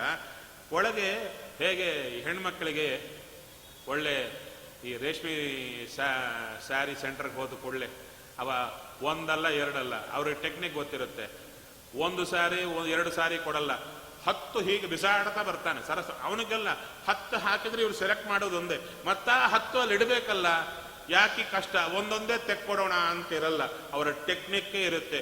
10-15 ಸಾರಿ ಹಾಕಿದ ಕೂಡಲೇ ತಲೆಯಲ್ಲೇ ಕೆಟ್ಟೋಗುತ್ತೆ. ಯಾವ್ದು ತಗೊಳ್ಳಿ ಅಂತ ಆ ತಲೆಯಲ್ಲಿ ಭ್ರಾಂತಿ ಹುಟ್ಟಿಸೋದೇ ಆ ವ್ಯಾಪಾರದ ಟೆಕ್ನಿಕ್. ಅದು ಆ ಥರ ಆಗಿಬಿಡುತ್ತೆ ನಮ್ಮ ತಲೆ. ಭಾಗವತಕ್ಕೆ ಹೊಕ್ಕಾಗ ಯಾವುದು ಹೇಳಿ ಯಾವುದು ಬಿಡಲಿ ಅಂತ ಅರ್ಥವೇ ಆಗಲ್ಲ. ಒಂದು ಹೇಳಿಬಿಡುತ್ತೇನೆ. ಯಥಾ ನಟಸ್ಯ ಕೃತಿಭಿ ವಿಚೇಷ್ಟಿತಃ ದುರತ್ಯಯ ಅನುಕ್ರಮಣ ಸಮ ಅವತು. ಇಲ್ಲಿ ಹೇಳ್ತಾ ಇದ್ದಾರೆ, ಈ ಭಗವಂತ ಎಲ್ಲ ಜಗತ್ತಿನಲ್ಲಿ ಹೇಗೆ ನಿಂತಿದ್ದಾನೆ ಅಂದರೆ, ಎಲ್ಲರ ಒಳಗೆ ತಾನೇ ನಿಂತು ಎಲ್ಲರನ್ನ ಆಡಿಸ್ತಾ ಇದ್ದಾನೆ. ನಟನಂತೆ ನಿಂತು ಎಲ್ಲರನ್ನ ಆಡಿಸ್ತಾ ಇದ್ದಾನಲ್ಲ, ಅವನ ಕೈಯಲ್ಲಿ ಎಲ್ಲರೂ ಆಡುತ್ತಾ ಇದ್ದಾರಲ್ಲ, ಅಂಥ ದೇವರಿಗೆ ನಮೋ ನಮಃ ಅಂದರೆ ಬಿಂಬ ಮೂರ್ತಿಗೆ ನಮೋ ನಮಃ ಅಂತ ಭಗವಂತನ ಕರಿತಾ, ನಾರಾಯಣ ಅಖಿಲ ಗುರು ಭಗವನ್ ನಮಸ್ತೆ. ಸ್ವಾಮಿ ಓಡಿ ಬಂದ. ಓಡಿ ಹೇಗೆ ಬಂದ? ತೆಲುಗಿನಲ್ಲಿ ಪೋತನ ಭಾಗವತವನ್ನು ಬರೀತಾರೆ, ಸುಂದರವಾದ ಪ್ರಸಂಗ. ದೇವ ಹೇಗೆ ಬಂದ ಅಂದರೆ, ಸಿರಿಕಿಂಜಪ್ಪಡು ಶಂಖಚಕ್ರ ಯುಗಮುಲ್ ಛೇದೋಯಿ ಸಂಧಿಂಪಡು. ಕೂತಿದ್ದ ವೈಕುಂಠದಲ್ಲಿ, ಅಲ ವೈಕುಂಠಪುರಂಬುಲು, ಆ ವೈಕುಂಠಪುರದಲ್ಲಿ ಸ್ವಾಮಿ ಕೂತಿದ್ದ. ಹೇಗೆ ಬಂದ ಅಂದರೆ ಲಕ್ಷ್ಮೀದೇವಿಗೂ ಹೇಳಿಲ್ಲಂತೆ, ಇದ್ದಕ್ಕಿದ್ದಂಗೆ ಆಲ್ ಆಫ್ ಎ ಸಡನ್ ಓಡ್ತಾ ಇದ್ದಾನೆ. ಎಲ್ಲರೂ ನೋಡ್ತಾ ಇದ್ದಾರೆ ವೈಕುಂಠದಲ್ಲಿ, ಯಾಕೆ ಈತ ಓಡ್ತಾ ಇದ್ದಾನೆ ಅಂತ. ಶಂಖಚಕ್ರ ಹಿಡ್ಕೊಂಡಿಲ್ಲಂತೆ, ಗರುಡನ್ನ ಕರೆದಿಲ್ಲ, ತಾನೇ ಓಡಿ ಬರುತ್ತಾ ಇದ್ದಾನೆ. ಈ ಮೇಲ್ಕೋಟೆಯಲ್ಲಿ ದೇವರಿದ್ದಾರಲ್ಲ, ಆತನ ಉತ್ಸವ ಮೂರ್ತಿ ಬರುತ್ತೆ. ಉತ್ಸವ ಮೂರ್ತಿ ಬಂದಾಗ ವಸ್ತ್ರ ಮುಂದೆ ಉಡಿಸ್ತಾರೆ, ಹಿಂಭಾಗದಲ್ಲಿ ಉಡಿಸಲ್ಲ. ನೋಡಿದ್ದೀರಾ? ಅದರ ಕಾರಣ ಇದೆ. ಅಲ್ಲಿ ಅವರು ಹೇಳುತ್ತಾರೆ, ಈ ದೇವ ಬರುವಾಗ ತನ್ನ ವಸ್ತ್ರ ಬಿಚ್ಚೋಗಿದ್ದೂ ನೋಡಿಕೊಂಡಿಲ್ಲ, ಹಾಗೆ ಓಡಿ ಬಂದ. ಆ ಭಕ್ತ ಪಾರವಶ್ಯತ ಭಗವಂತನಲ್ಲಿ ಹಾಗಿದೆ, ಓಡಿ ಬಂದ. ಅಲ್ಲ ಮಹಾರಾಯ, ಇಷ್ಟು ವರ್ಷಗಳ ಕಾಲ ಒದ್ದಾಡುತ್ತಾ ಇದ್ರೆ ಬರಲಿಲ್ಲ, ಸಂತೋಷವಾಗಿ ಕೂತಿದ್ದು, ಈಗ ಓಡಿ ಬರೋದೇನು ಅಂದರೆ ಇಷ್ಟೇ ನೋಡಿ. ಯಾವ ಕ್ಷಣದವರೆಗೂ ಅಹಂಕಾರ ಇತ್ತೋ ದೇವ ಬರಲೇ ಇಲ್ಲ, ಅಹಂಕಾರ ಮುರಿತೋ ಓಡಿ ಬಂದ. ಇಷ್ಟೇ ನಮ್ಮ ಜೀವನದಲ್ಲಿ. ನಮ್ಮ ತುಂಬ ಅಹಂಕಾರ ಇರುತ್ತೆ, ದೇವ ಬರಲ್ಲ, ನೀನೇ ಗತಿ ಅಂತ ಕರೆದ್ರೆ ಸ್ವಾಮಿ ಬರ್ತಾನೆ. ಇದೇ ಗಜೇಂದ್ರ ಮೋಕ್ಷ ಘಟ್ಟ. ನಮಗೆ ಬೇಕಾದ ಸೀಕ್ರೆಟ್ ಅಲ್ಲೇ ಕೂತಿದೆ. ಬಂದ, ಚಕ್ರದಿಂದ ಮೊಸಳೆಯನ್ನು ಕತ್ತರಿಸಿದ, ಗಜೇಂದ್ರನಿಗೆ ಸದ್ಗತಿಯನ್ನ ಕೊಟ್ಟ. ಹೇಳಿದ, ನಿನ್ನನ್ನು ನನ್ನನ್ನು ಈ ಗಿರಿ ಕಂದರವನ್ನ ಸರೋವರವನ್ನ ನೆನೆದು ಈ ಕಥೆಯನ್ನು ಯಾರು ಸ್ಮರಿಸ್ತಾರೋ ಅವರಿಗೆ ದುಸ್ವಪ್ನದ ದೋಷ ಇಲ್ಲ, ಬಾಧೆ ಇಲ್ಲ. ನಮಗರ್ಥ ಆಗಲ್ಲ ಏನದು ಅಂದರೆ, ಈ ಕಥೆ ಕೇಳಿದ್ರೆ ದುಷ್ಟ ಸ್ವಪ್ನಗಳೇ ಬೀಳಲ್ಲ, ಅಥವಾ ದುಷ್ಟ ಸ್ವಪ್ನ ಬಿದ್ದರೂ ದುಷ್ಟ ಸ್ವಪ್ನ ಬಿದ್ದದ್ದೇ ತೊಂದರೆ, ಅದು ಪರಿಹಾರ ಆಗತ್ತೆ ಅಂತ ಇಲ್ಲ. ದುಷ್ಟ ಸ್ವಪ್ನ ಎಂಬುದು ಸಿಂಪ್ಟಮ್, ಒಂದು ಮೇಲೆ ಕಾಣುವ ಸಿಂಪ್ಟಮ್ ಅದು. ದುಷ್ಟ ಸ್ವಪ್ನ ಬಿತ್ತು ಅಂದರೆ ಮುಂದೇನೋ ಉಣ್ಲಿಕ್ಕಿದೆ ಅಂತ ಸೂಚನೆ ಕೊಡೋದು. ಅದು ಈ ಕಥೆಯನ್ನು ಕೇಳಿದರೆ ಸಿಂಪ್ಟಮ್ ಬರದೆ ಹೋಗೋದಲ್ಲ, ಅದು ಬರದೆ ರೋಗ ಒಳಗೆ ಕೂತಿರತ್ತಲ್ಲ, ಮುಂದೆ ಅಪಮೃತ್ಯು ಬರಲಿಕ್ಕಿದೆ, ಸ್ವಪ್ನದಲ್ಲಿ ದೇವ ತೋರ್ತಾನೆ. ಇವಾಗ ನಾವು ಕಥೆ ಕೇಳಿ ಮಾಡಿದ್ದೇನು, ಸಾವೇನೋ ಬರಲಿಕ್ಕಿದೆ, ಆದರೆ ಅದು ಬರುತ್ತೆ ಎಂಬ ಇಂಡಿಕೇಶನ್ ಮಾತ್ರ ಬರದಂಗೆ ಮಾಡಿಕೊಂಡದ್ದು. ಹಾಗ ಅಂದರೆ ಇಲ್ಲ, ಅಪಮೃತ್ಯುವನ್ನೇ ತೆಗೆದು ಬಿಡುತ್ತೆ. ಈ ರೀತಿಯಾದ ಅದ್ಭುತವಾದ ಕಥೆಯನ್ನು ಹೇಳಿದರು. ಯಾರೀತ, ಯಾವ ಈ ಆನೆ ಅಂದರೆ ಅವಾಗ ಹೇಳ್ತಾರೆ, ಅಗಸ್ತ್ಯರು ಬಂದಿದ್ದಾರೆ ಮಹಾನುಭಾವರು. ತಾನು ಇಂದ್ರದ್ಯುಮ್ನ ಮಹಾರಾಜ ಭಗವಂತನ ಪೂಜೆಯಲ್ಲಿ ಕೂತಿದ್ದ. ಸಂಕಟ ಪರಿಸ್ಥಿತಿ. ಪೂಜೆ ಮಾಡುವಾಗ ಯಾರನ್ನು ನೋಡಬಾರ್ದು, ಯಾರು ಸರಿ ಮಾತಾಡಬಾರ್ದು, ಯಾರು ಬಂದರೂ ಹೇಳಬಾರ್ದು, ಬನ್ನಿ ಬನ್ನಿ ಅಂತ ಹೋಗಿ ಇವೆಲ್ಲ ಮಾಡಬಾರ್ದು. ಮಾಡಿದರೆ ಮಹಾನರಕ. ಅದಕ್ಕೆ ಕೂತಿದ್ದ. ಇನ್ನೊಂದು ಗೊತ್ತಿಲ್ಲ, ಏನದು, ದೊಡ್ಡವರು ಬಂದರೆ ಏಳಲೇಬೇಕು ಎಂಬುದು ಗೊತ್ತಿದ್ದಿಲ್ಲ. ಅದಕ್ಕೆ ಎದ್ದಿಲ್ಲ.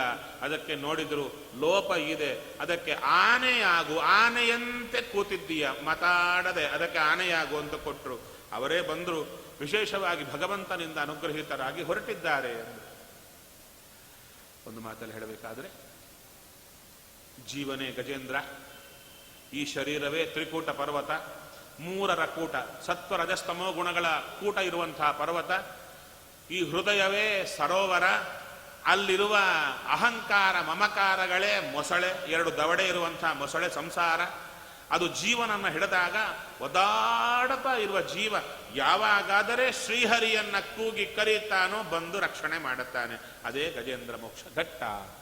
ಆದರೆ ಇಲ್ಲಿ ಒಂದು ನೋಡಿ, ಇಷ್ಟಾದರೂ ಇನ್ನ ಮುಗಿದಿಲ್ಲ. ಇದೆಲ್ಲ ಸೆಕೆಂಡರಿ ಸ್ಟೇಜ್, ಎಲಿಮೆಂಟರಿ ಸ್ಟೇಜ್ಗಿಂತ ದಾಟಿತು. ಆದರೆ ಒಳ್ಳೆ ರೀತಿಯಲ್ಲಿ ಕೇಳಬೇಕಾಗಿದೆ. ಹೇಗೆ ಅಂದರೆ ಇನ್ನ ಇದೆ. ಏನದು ಅಂದರೆ, ಗಜೇಂದ್ರ ಯಾರು? ಇಂದ್ರದ್ಯುಮ್ನ ಮಹಾರಾಜ. ಭಗವಂತನನ್ನೇ ಶರಣಾಗತನಾಗಿದ್ದ. ತಪ್ಪು ನಡೆಯಿತು, ಬೇರೆ ಜನ್ಮ ಬಂತು. ಬಂದಾಗ ಆನೆಯಾಗಿದ್ದಾಗ, ಪ್ರಾಣ ಸಂಕಟ ಪರಿಸ್ಥಿತಿ ಬಂದಾಗ ದೇವರನ್ನ ಕರೆಯಬೇಕೆಂಬ ಬುದ್ಧಿ ಹೇಗೆ ಬರಬೇಕು ಆನೆಗೆ, ಆ ಬುದ್ಧಿ ಕೊಟ್ಟದ್ದು ಯಾರು? ದೇವರೇ. ಅದನ್ನು ಹೇಳುತ್ತಾರೆ, ನಮ್ಮ ಜೀವನದಲ್ಲೂ ಕೂಡ ನಾವು ದೇವರನ್ನ ನಂಬಿ ನಡೀತಾ ಇರ್ತೀವಿ. ನಮಗೂ ತೊಂದರೆಗಳು ತಪ್ಪುಗಳು ಆಗುತ್ತೆ, ಆದರೆ ಅದಕ್ಕೆ ತಕ್ಕಂತಹ ಶಿಕ್ಷೆ ಬಂದೇ ಬರುತ್ತೆ. ಆ ಶಿಕ್ಷೆ ಬಂದು ಸಂಕಟ ಪರಿಸ್ಥಿತಿಯಲ್ಲಿ ನಾವು ಒದ್ದಾಡುವಾಗ ನಮಗೆ ತಾನೇ ತನ್ನ ನೆನಪು ಕೊಟ್ಟು ಅನುಗ್ರಹ ಮಾಡುವ ದೇವ ಇವ, ಅವನೇ ನನ್ನೊಳಗೆ ಕೂತಿದ್ದಾನೆ ಅಂತ ಈಗ ನಂಬೋಣ. ನಂಬಿದರೆ ಅವ ಆಗ ತನ್ನ ನೆನಪು ತಾನೇ ಕೊಟ್ಟು ಅನುಗ್ರಹ ಮಾಡುತ್ತಾನೆ. ಹೆದರಬೇಡಿ. ಒಟ್ಟಾರೆ ಭಾಗವತ ಹೇಳ್ತಾ ಇದೆ, ಒಮ್ಮೆ ಆತನ ಪಾದಕ್ಕೆ ಬಿದ್ದರೆ ಸಾಕಯ್ಯ, ಹೆದರಬೇಡಿ, ಅವನೇ ನಿಮ್ಮನ್ನು ರಕ್ಷಣೆ ಮಾಡುತ್ತಾನೆ ಎಂಬ ಅಪರೂಪದ ಸಂದೇಶವನ್ನ ಹೇಳಿಕೊಡ್ತಾ ಇದ್ದಾರೆ. ಕೊನೆಗೆ ಹೇಳುತ್ತಾ ಇದ್ದಾರೆ, ಈ ಬಂದವ ಯಾರು? ಗಜೇಂದ್ರನ ರಕ್ಷಣೆ ಮಾಡಲಿಕ್ಕೆ ಬಂದವ ಹೃಷಿಕೇಶ ಅಂದ್ರು. ಯಾರು? ಹೃಷಿಕಗಳು ಅಂದ್ರೆ ಇಂದ್ರಿಯಗಳು. ಇಂದ್ರಿಯಗಳಿಗೆ ಈಶ ಯಾರು? ಒಳಗಿರುವ ಭಗವಂತ ಬಿಂಬಮೂರ್ತಿ. ಅವನೇ ಗಜೇಂದ್ರನನ್ನ ಸಂರಕ್ಷಣೆ ಮಾಡಿದ. ನಿನ್ನೊಳಗಿದ್ದು ರಕ್ಷಣೆ ಮಾಡುವ ನಾನೇ ಹೊರಗಿದ್ದು ರಕ್ಷಣೆ ಮಾಡುತ್ತೇನೆ. ಮಮ ಸ್ವಾಮಿ ಹರಿರನಿತ್ಯಂ ಸರ್ವಸ್ವ ಪತಿರೇವಚ ಎಂಬ ಅಪರೂಪದ ಭಾಗವತದಲ್ಲಿ ಗಜೇಂದ್ರ ಮೋಕ್ಷ ಘಟ್ಟವನ್ನು ತಿಳಿಸಿಕೊಟ್ಟು, ಇನ್ನ ಮುಂದಿನ ದೇವ ದಾನವರ ಸಂಗ್ರಾಮ, ನಂತರ ವಾಮನ ಕಥಾಭಾಗ ನಾಳೆ ನೋಡೋಣ ಎಂಬಲ್ಲಿಗೆ ಶ್ರೀಕೃಷ್ಣ ಅರ್ಪಣೆ.